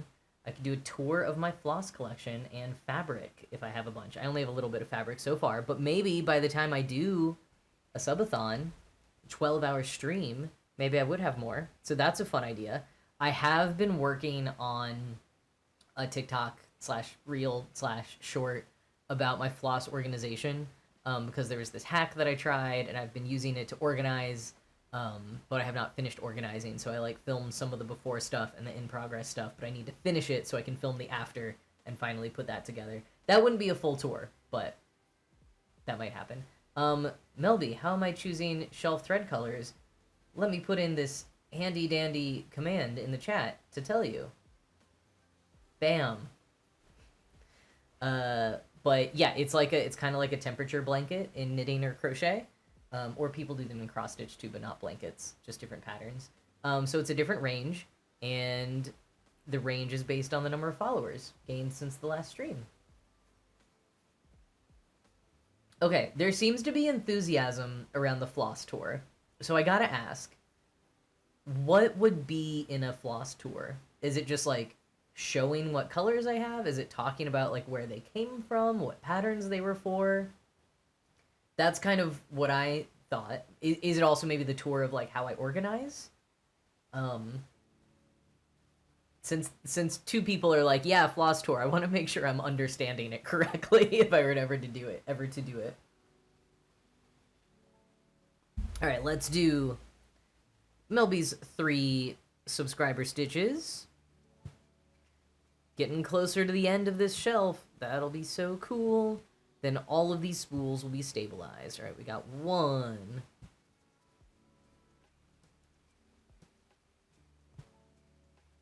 2,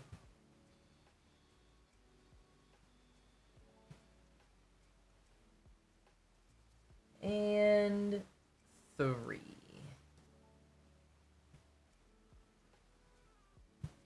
All right. All but 1 spool now stabilized, thanks to Melby Toast. Thank you so much for subscribing. Look at that. Nice. Okay, this is helpful, everyone, for your thoughts on what a floss tour might encompass. I will say, so I mean, this could be another part of the tour. I keep all of my floss organized in Notion. And I decided a while back to add the full DMC lineup of floss colors to the Notion database and then add something where I check off what I have. That way I can quickly see what percentage of the overall DMC that I currently own. And I'm a little over half. So I do have like quite a bit of floss. There's something like 500-ish DMC colors, and I have a little more than half of that. I have thought about sharing the spreadsheet.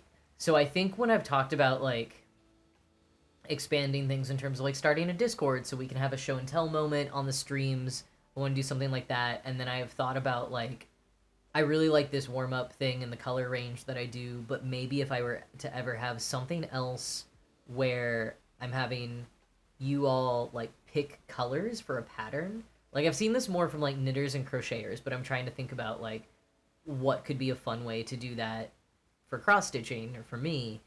And if I were to do that, I think it would also be fun if I kind of like linked to, hey, here are the colors that I have, so here's what you can pick from. That was sort of the brain spiral that got me to that point. But I think like additionally, I do frequently kind of see on Reddit and stuff of people like asking for an app where they can keep track of their floss, or just like a spreadsheet template. So I think people might be interested to see how I do it. Um, so I think I'd need to like clean it up a little bit and think about like what I want private versus public. It's just floss, but you know. But I think that's something I'll do is I'll make that public at some point. I think that would be fun and people could see it. Um, yeah, and I have yet to actually make a Notion template, but I know that's a thing that people do. So I just need to learn how to do that. And then anyone who's a Notion user or wants to become a Notion user and is also a cross stitcher could use that template. That would be super fun because I think it is pretty good. It's very personal to me because I tag by pattern, but I would figure out how to do that for a template. The other thing I was gonna say about DMC is, hold on, I want to put if I'm just chatting for a second, I want us to admire the pretty gold again. So I'm gonna put the gold up for a minute. There we go. Let's look at the pretty gold. So I have all of my floss organized in boxes, and similar to my Notion spreadsheet, I've been trying to make it where there's like space to grow to the entire DMC collection. And so I've been like physically organizing it that way. But I saw someone do something that I really want to do. I think I would make some tweaks to how she did it, but some of you might know you can buy a DMC like color card. There's like cheap versions where it's just sort of like the picture of the color of floss by each floss number and the like name description. And it's like the whole thing, and it's just a sort of like cardstock little pamphlet that you buy. Then there's a nicer, more expensive one that's physical little like swatches of the floss by each one, which is way better for color matching. So especially if you're a designer, that can be very helpful. But I saw someone who did like, it was maybe like, I don't know, 3 by 6 stitches that she stitched herself of every DMC color. And she did it on like maybe a plastic Ada backing. And then she added magnets behind it. She glued little magnets behind each swatch of each color. And she has some way she stores them, but then when she's trying to design a pattern, she can take the magnets off and like put them all together on a whiteboard. And I was like, whoa, this is so cool. And I also feel like it would be super satisfying to stitch. Maybe a little annoying. They're very small, but I don't know. I personally really like when I just have like a block of solid color. And so doing like a bunch of little blocks and like really getting to know the DMC colors. It sounds super fun to me. It's kind of an aspirational project that I would like to do one day. I also really want to get like a blackboard for my office at some point. And like, yeah, do more with magnets. Like I have a lot of note cards that I just scotch taped to my wall, and like having those magnetically on a board instead, I feel like would be fun. Or like when I work on books, I eventually get to a point where I'm moving around like chapters and pieces of outline chapters on note cards, and just having like a really big blackboard in my office to do that on has always felt cool. I've been keeping an eye out at like estate sales and stuff for a while, trying to find one. But I also feel like this house is not where it will happen. Next house, maybe. Rental house. Anyway, I'm yapping for a while. I'm going to catch up on the chat real quick, and then I'm going to go get this color thread, this color floss. Oh, we have an ad starting in 20 seconds. Okay, so I will go get the floss when the ad happens. It's giving Ron Swanson caning a chair for the Pawnee Cares telethon. Yeah, I would love to be Ron Swanson. I mean, not really, but there are a lot of things about him that I admire. And on this Parks and Rec rewatch, I am discovering, I think as I age, I get a little bit more Ron Swanson as I age.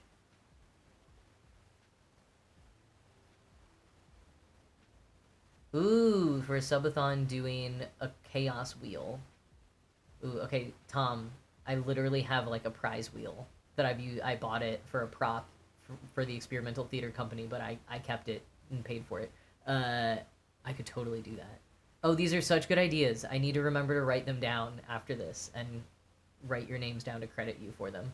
But for now, I am going to put up the BRB screen for those of you who are still here. Everyone else is watching an ad, and I will be back with that floss very quickly.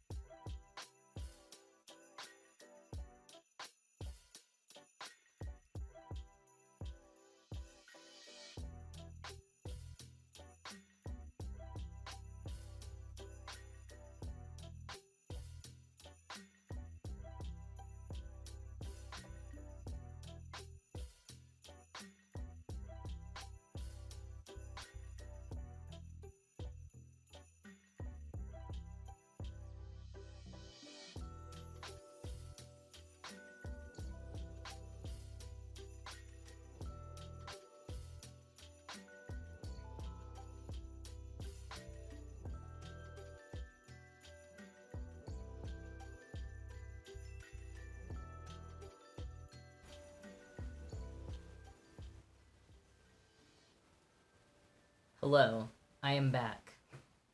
Those of you who did not have ads, that was a very quick break for you. So hello, hello. And I pressed unmute this time. I think so. It looks like I did.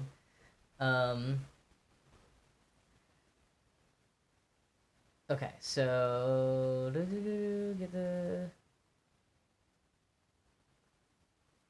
Hey, music. Where'd you go? Did I turn you down too much again? A little bit. It was a quiet part of the song. The theme of Tom's Chaos Wheel could be rainbows. Yeah, maybe this is a Pride subathon. Maybe it's for LGBT charity. Really spitball in here now. This could all work. Are blackboards generally magnetic? Yeah, I think so. We are thinking of the same thing with chalk. As Sarah says, yeah, blackboards were magnetic. Mass Bandit is old enough that all blackboards were blackboards. I'm glad you liked my I would love to be Ron Swanson quote. Not fully, to be clear. I don't need to eat that much steak. But there's a lot of good things about Ron Swanson. I think I have become kind of a Ben Wyatt, Ron Swanson hybrid. That's how I feel on this most recent rewatch. Oh yeah, blackboards were sometimes green. I think my school mostly had black ones, but we sometimes had green ones. I would go either way for like purchasing one as an adult. I would go either black or green. But I don't want a whiteboard. I think I want the vibes of the chalk. I don't know why. Because I'm weird. Okay, so with backstitching, I always have to decide, do I want to do one strand or two? Like, well, I kind of feel like because this is text, I want to do two strands. Because I just want it to be more clear. And also, selfishly, that'll be easier for me. 1, 2, 3, 4, 5.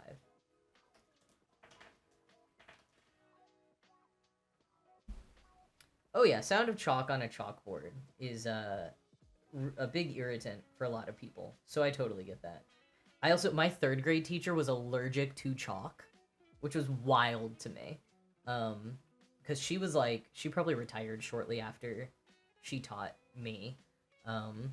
She was quite old, 60s or 70s when she was teaching me, but like the kind of 60s and the 90s that looked a lot older than we think of for the 60s nowadays.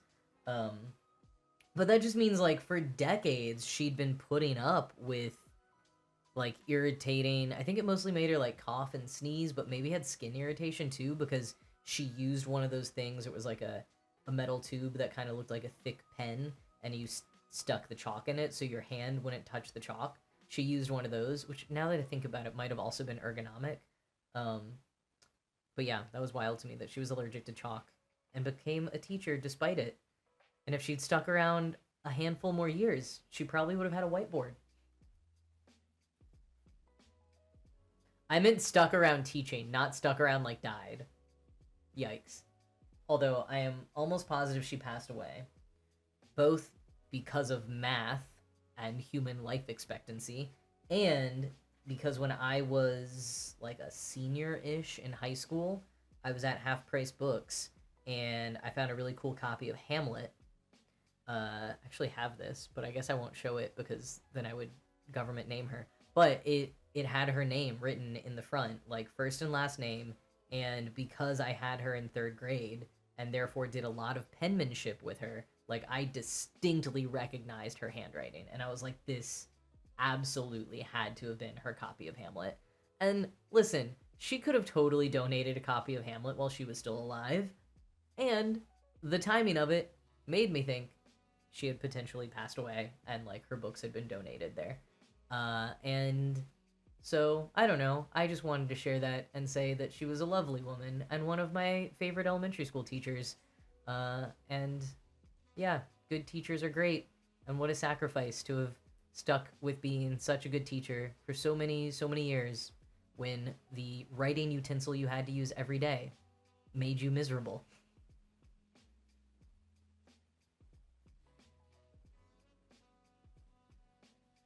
All right, let's do this. Where does it start? Where does it start? Okay, we're gonna be here. I think I want to start here. We're gonna hope that I like my decision of 2 strands.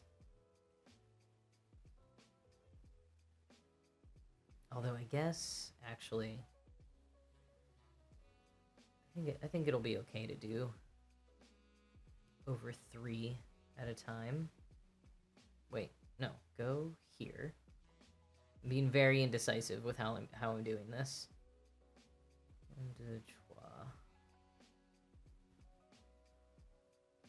Right? Is that correct? I'm gonna zoom in on this a little bit more so you can, maybe some of you can see and correct me, but that's hard to see in the pattern. Starts there. 1, 2, 3. Okay. So true, Sarah. Few things better than having a teacher who loves a job. Whoa! Hello, Positively Crafty, and all of these raiders. Goodness gracious, we put down our beads. Somehow the picture box brought us to Jack is not a bird stitching. Virtual cookies for everyone. Thank you. I love cookies. Well, welcome to everyone from Positively Crafty. Did you all have a good stream? What were you doing? What were you doing over with Positively Crafty? Welcome over here to Stitchmas. It is January 1st. It is December 1st. And so we're easing in to the Christmas spirits. Yeah, thank you for the cookies. Okay, so you were beating over with Positively Crafty. Very fun. Potentially very festive as well. For Stitchmas, we're skipping things straight to January. Not quite. Masked Bandit, you were marked as a raider from Positively Crafty. Were you in 2 streams at once? That's impressive. Oh good, I'm glad the stream was great, Positively Crafty. It is the North Pole, Irish Disney nerd. Yes, it is the... Yeah, is that a Santa Claus reference? Like the Tim Allen Santa Claus? This is the pole. This is the North Pole. I didn't even think to make that joke yet tonight, so thank you for having my back on that. Yeah, this is an old pattern I started a long time ago and just never finished. And most of what I am personally working on right now are gifts for people that I can't do on stream. So I just decided that this is what we're kicking off with for Stitchmas this year. Wow. You know, Irish Disney nerd, I feel like the Santa Claus does not get a lot of hype these days, and so I deeply appreciate that you went there. That used to be the movie that my family watched every Christmas Eve. Positively Crafty just raided me with 2 viewers. It was a double raid. I don't know what happened with the tech on that side, but thank you. Thank you again for the raid. Ooh, Masked Bandit. What a service you provide. I need that. Okay, so Positively Crafty, you're working on a beaded Celtic box. It's going to be a gift. So you finished all the holiday ornaments and have beading, also gifts, and decided to finish up the box. Nice. Oh, I might have to go check out how that looks, because that sounds really, really cool. Yeah, beaded box and, like, Celtic patterns as well. That sounds very cool. Oh, raid twice to... That's very cool. I'm very new to raiding still, so I didn't know that that was a good little, like, tip or best practice. So thank you for that. Masked Bandit does seem pretty cool. I totally can see her being a very good mod. Well, I hope that you all had a great time beating, and welcome over to Cross-Stitching Land. We are finishing up the North Pole, as Irish Disney Nerd said, and this backstitching is like kind of the last piece. Technically could be the last thing for this pattern, and I've had a tendency to work on very large seasonal projects on stream.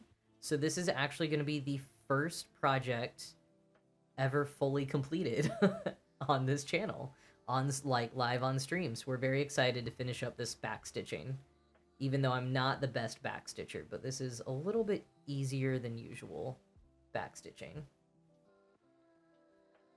Ooh, okay. Using a Stream Deck for raiding is great to know, because I've been looking into getting a Stream Deck for many reasons, not just streaming. But I think I would like to get one, so that's good to know, that you could just set up a little raid button. Someone recommended that I get the pedal to make it easier to count stitches, because I have this whole stitch counter up in the upper right of the screen, and I am really bad at actually updating it live. But with a pedal, maybe I would do it more. Well, thank you again, both Positively Crafty and Masked Bandit, for the raid. Don't feel like you have to hang around too long. I know you've been beating away and streaming yourself, so please go rest. Don't feel like you have to hang, but anyone who wants to hang out, welcome, welcome. I am probably going to be going to raid someone in a little bit. We got to finish this project first. But yeah, we'll keep the chill, crafty, early festive vibes rolling until then. This is 1, 2, 3. I think we need to go like this. Finishing up the North Pole. Was anyone... Oh, thank you for the follow, Irish Disney Nerd. Yeah, we Santa Claus fans have to stick together. Is anyone who just joined working on any of your own projects tonight? Often we have a lot of people co-crafting or working on non-crafting projects as well. So if you want to, feel free to give a shout in the chat and share what you're working on. And folks who have been here for a while, if you want to give another update on how far you've come, if you're still stuck in DMC3 land, how the hat is going. Oh my gosh, Masked Bandit, I forgot that you're the one who's been stitching for 56 years. I love that. I need to remember that to ask you for advice when I have conundrums. That is so, so cool. And Sarah is indeed still on DMC3. That's okay. Excuse me.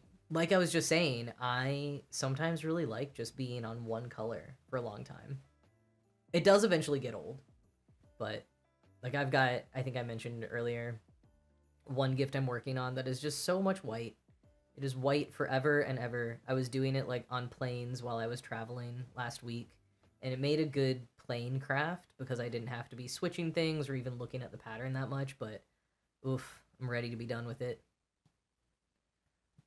Okay, Stream Deck is a fantastic investment. You'll use it for so many things: on stream and off, launching programs, doing repetitive steps, controlling speakers, rating and shoutouts, and more. Yeah, I think I definitely want one. I'm also interested in trying to use it for like home automation. Because I don't love voice commands, but I do like automation, for, especially for like lights and stuff. But I'm not positive how I would do it unconnected to my main computer. Like I might have to finally learn how to work out like a strawberry pie or raspberry Pi situation. So I don't know, but I'm interested in getting one that like I can definitely use it for streaming and other sort of productivity things on my computer, but then also to kind of experiment with for home automation.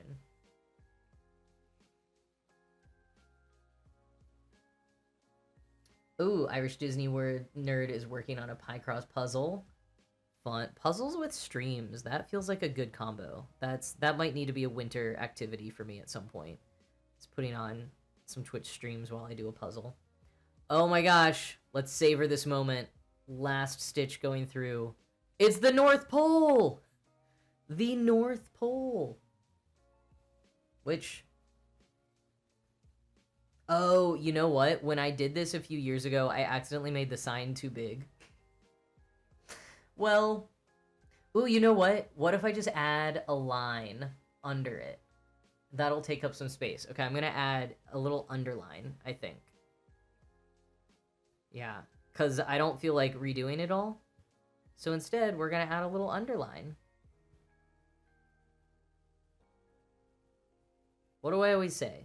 Your mistakes don't have to be mistakes. They can be opportunities to be a little bit more creative, to go in a different direction than you thought. Or they might just be mistakes that no one ever notices but you, and that's okay too. Bam. There we go. Now it's like kind of more centered.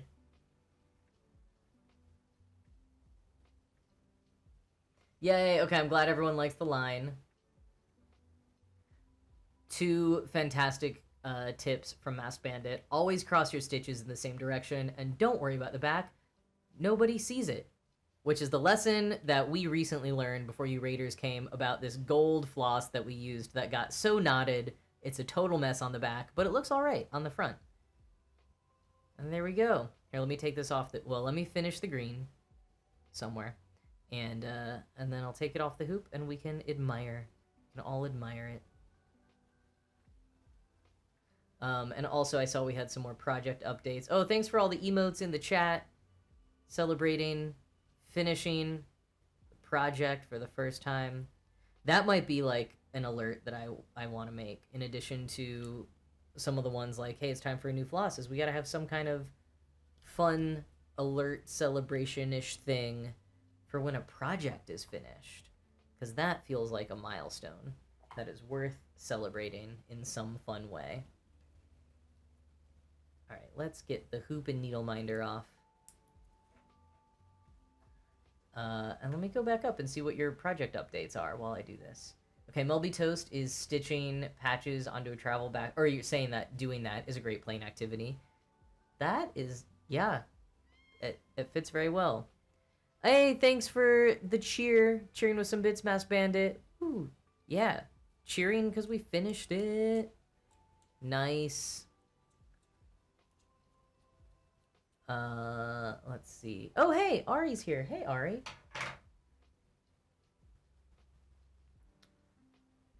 Mikey finished the ribbing of the hat and now have to decide what cable pattern to use for the main part. Well, congrats on finishing the brim of the hat. That's a pretty big deal.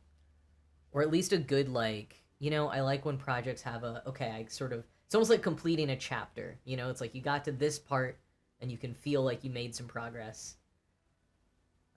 It's very satisfying.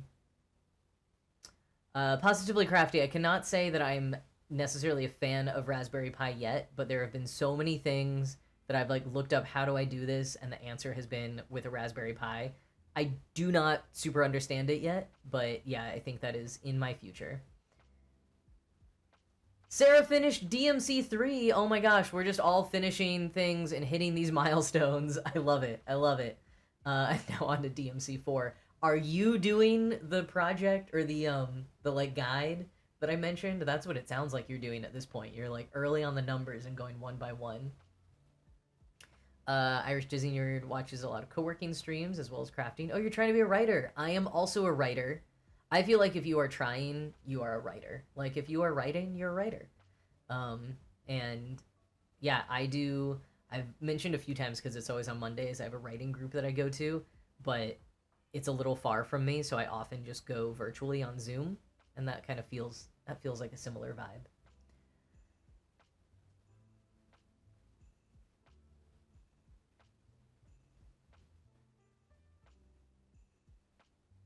Oh my gosh, Sarah, you had DMC2 right before that. That is wild.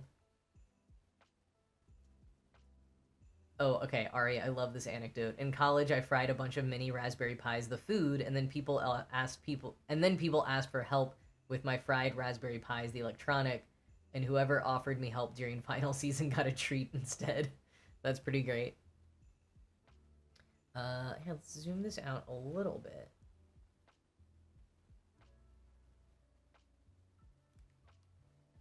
There we go. Got the snow on the bottom. So I might add in some white, like actual white thread, just to give it that snowier look. And I gotta fix the blue here, I just realized.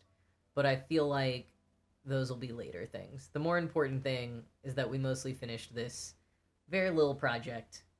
And then I'm gonna cut it up, I'll put it on some felt, I'll make it an ornament. And I don't know if I'm doing that anytime soon because I really gotta prioritize finishing up these holiday gifts for folks, especially the ones that are for Hanukkah, because that is coming up fast. But yeah, I will. Or the point I was gonna say is I don't know if and when I will do that, but I will totally post on social media when I do that. So up in the upper left of the screen, it'll change in a minute. But yeah, my social media is at Jack is not a bird. I'd probably post it on Instagram. I think. Let's see. Is this the command I made? Yes. There's all the places you can follow me if you would like to. I'm sometimes active on them. Pick your poison. Whoa, Irish Disney Nerd, you have a full-length novel with an editor? Yeah, you are a writer. You totally are. That's amazing. I do have to say, like, I was lucky enough to publish a book and I still feel like I'm not a writer sometimes.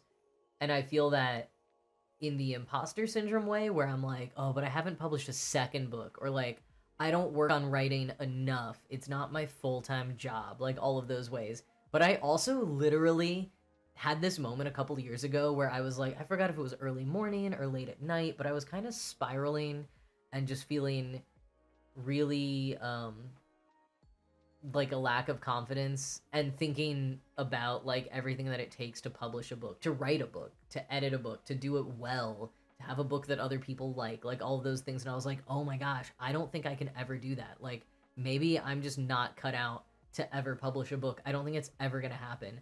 And then like later that day, I was reflecting on that doom spiral and I was like, wait a second. I've already published a book. Like, I was in such a deep imposter syndrome spiral that I literally forgot I have already done the thing that I was scared I would never be able to do. So I get it. Like, imposter syndrome is really, really... It's something. It can really get to you. But I fully feel like if you, like, do the thing regularly, there doesn't need to be a higher level of gatekeeping. Like, and in fact, we already have that language. Like, I don't know. Does author mean that you're only published? Well, no, because we even have the term, like, published author. So, like, you don't have to be published to be a writer. You don't have to be published to be an author. If you've written a whole manuscript, you're an author. I don't know. That's how I feel.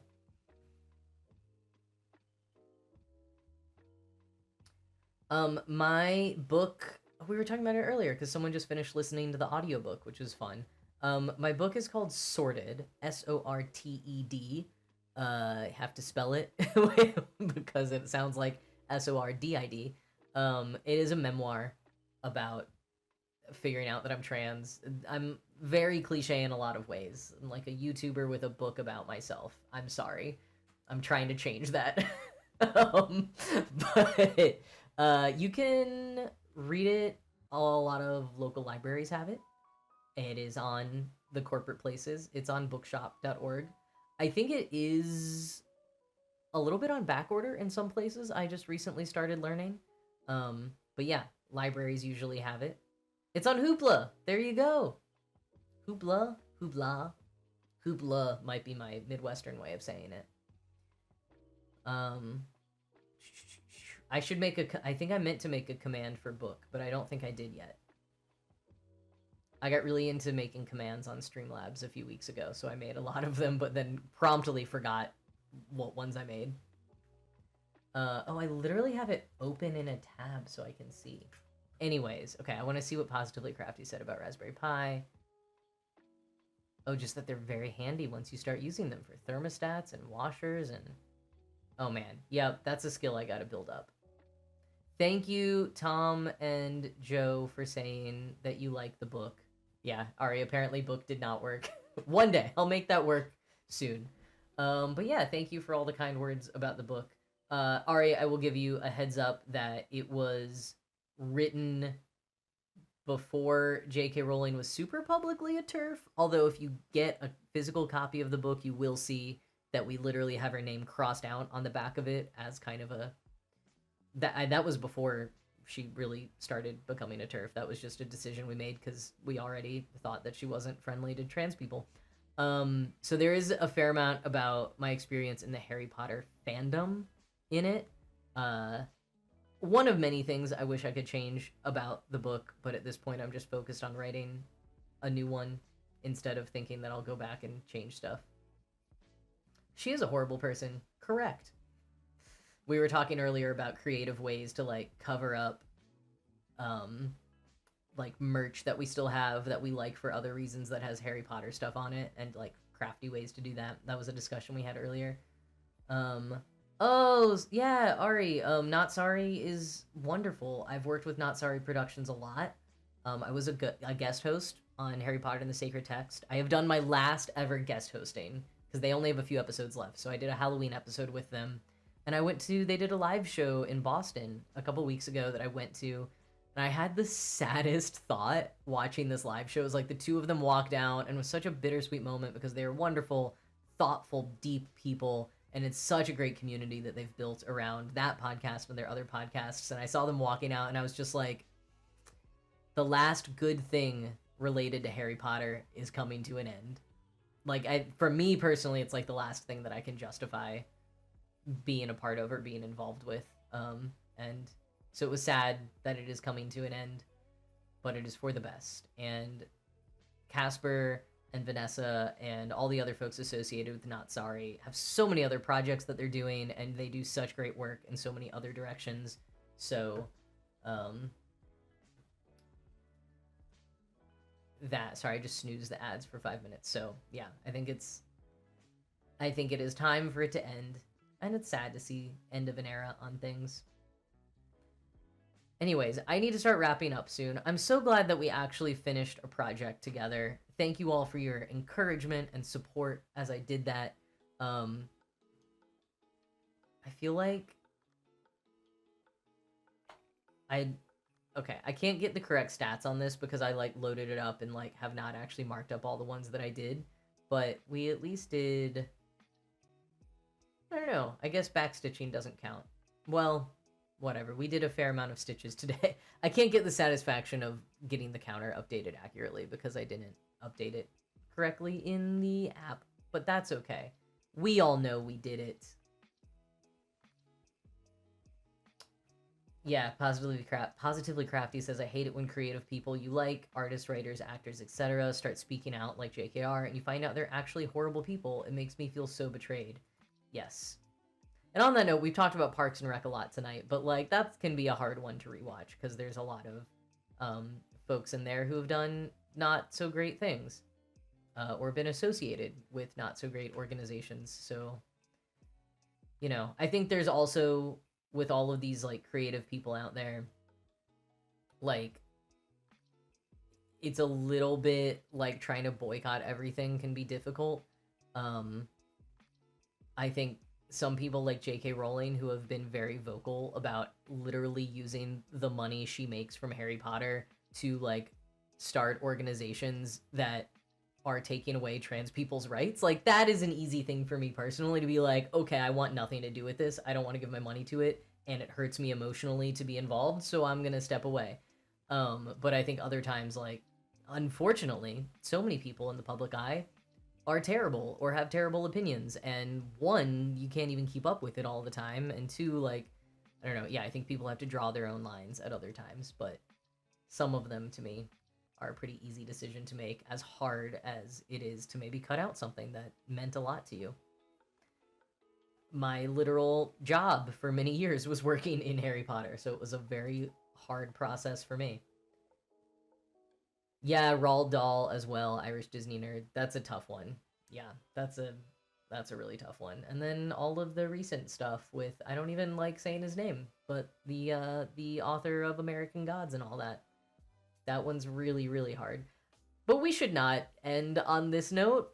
This is supposed to be Stitchmas and being festive and, you know, grateful for the good that does exist in the world. So let's try to get back to that as I see who we can raid. Let's keep the party going and continue paying it forward. Find someone to raid. Oh, okay. Sarah's quoting Jamie Raines, my bud, who I love, and says, when the person isn't using their money to do bad things, separating the art from the artist can sometimes be a thing. Yeah, I think that's a great point. Alright, lots of good authors out there, like this guy named Jack. Also this guy named Tom. Tom, who might have left. I don't know if Tom is still here, but Tom is also another writer in the chat who has published a handful of novels that are very great, and everyone should go check out Tom's. Okay, it looks like Rototo is live again, as is Tuna Basil. Okay, but I think Rototo's doing gaming tonight, and I'm trying to... Tuna Basil's doing some knitting, so maybe we will raid Tuna instead. So we just keep up the crafting vibes. Tuna also does spinning, but I think tonight is just knitting. So I think we will... Oh, can I do snoozing the ad again? So that I can say goodbye and we'll all go raid. Oh, Jamie Raines is also another trans guy author, Sarah. Yes, good point. Jamie's book is right there. I'm pointing at it. Is Tom... No, Tom, your book is in the other room, because yours is fiction. This is all, like, trans non-fiction behind me. And some encyclopedias. And some hard drives. And a giant candy cane. But yeah, Jamie's book is very fun and a great resource. It is called The T in LGBT, for anyone looking for book definitions. Tom, are you implying that you do not have books separated by genre? You feel like someone who would be organized like that. You also have a great rest of your day / night, Irish Disney nerd. It was lovely to meet you as well. And I hope you find some time this season to watch The Santa Claus. Speaking of problematic people, Tim Allen. Wow, you separate your books by vibes. Okay, I'm gonna have to hear more about that at another time. But I think right now, I need to go. It's been lovely hanging out with all of you. Oh, I have one bookshelf that's rainbow. We'll talk... We gotta talk book organization some other time, because I have so much to say on that topic. I also recently realized, like, at this house that I'm renting, I have an entire room that is just a library. It's literally just a room for books and a comfy chair, and I've never put that online in any way. I'm like, oh, I feel like this would be a thing I should share. It doesn't look very aesthetically nice is part of it, and since it's a rental house, there's not that much that I can do. I really, really like it, and it is not effectively as much of a dream as I would have thought. Okay, I need to talk more about my library at another time. Okay, one last thing. I'm so sorry, and then we'll raid, because we're just talking about me being organized. Hold on. I can get it right here. Ugh. Okay, I dropped one thing, but these are all of my cables, like USB cords. XLRs are too big for here, but they're all labeled by kind of cable, and they're all in their own, like, individual little box and coiled correctly. So, yeah, I like organizing things. Ugh. And it comes in handy for live streaming. So yeah, maybe if I do that 12-hour stream and talk about my floss organization, I can also talk about my book and cable organization and so many other organizations. My organization system's personally attacking you. Ooh, Mercury Stardust, another great trans author. Yes, lots of recommendations on renter-friendly things. I have Mercury's book. I actually went to one of her book launches and got it signed by her and got to tell her how much I appreciated her renter-friendly advice. But yeah, this is more like there's really ugly wood paneling in the room, and that I can't do anything about. Okay, actually raid time now. Let me just double check that Tuna Basil, yep, is still there. So we're gonna go raid Tuna Basil for anyone who wants to stick around and keep going. Raid for real, for real. Mercury was wonderful, as was her partner who was there helping out. It was very great. All right, I will yap more next week. Gonna be here next week. Oh, we don't have a raid message. Let's just all say Merry Stitchmas, because that works for knitting too. All right, so Merry Stitchmas will be our raid greeting for anyone who is raiding. Gotta snooze the ad one more time, and I will say goodbye to all of you. Well, I'll start the raid here. Okay, I gotta remember how to do it. Okay, thank you all for joining me for the first week of Stitchmas. I will see some of you next week, and I will see most of you in the chat with Tuna Basil. And thank you again to Positively Crafty and all of you who rated from there. All right, good night, everyone.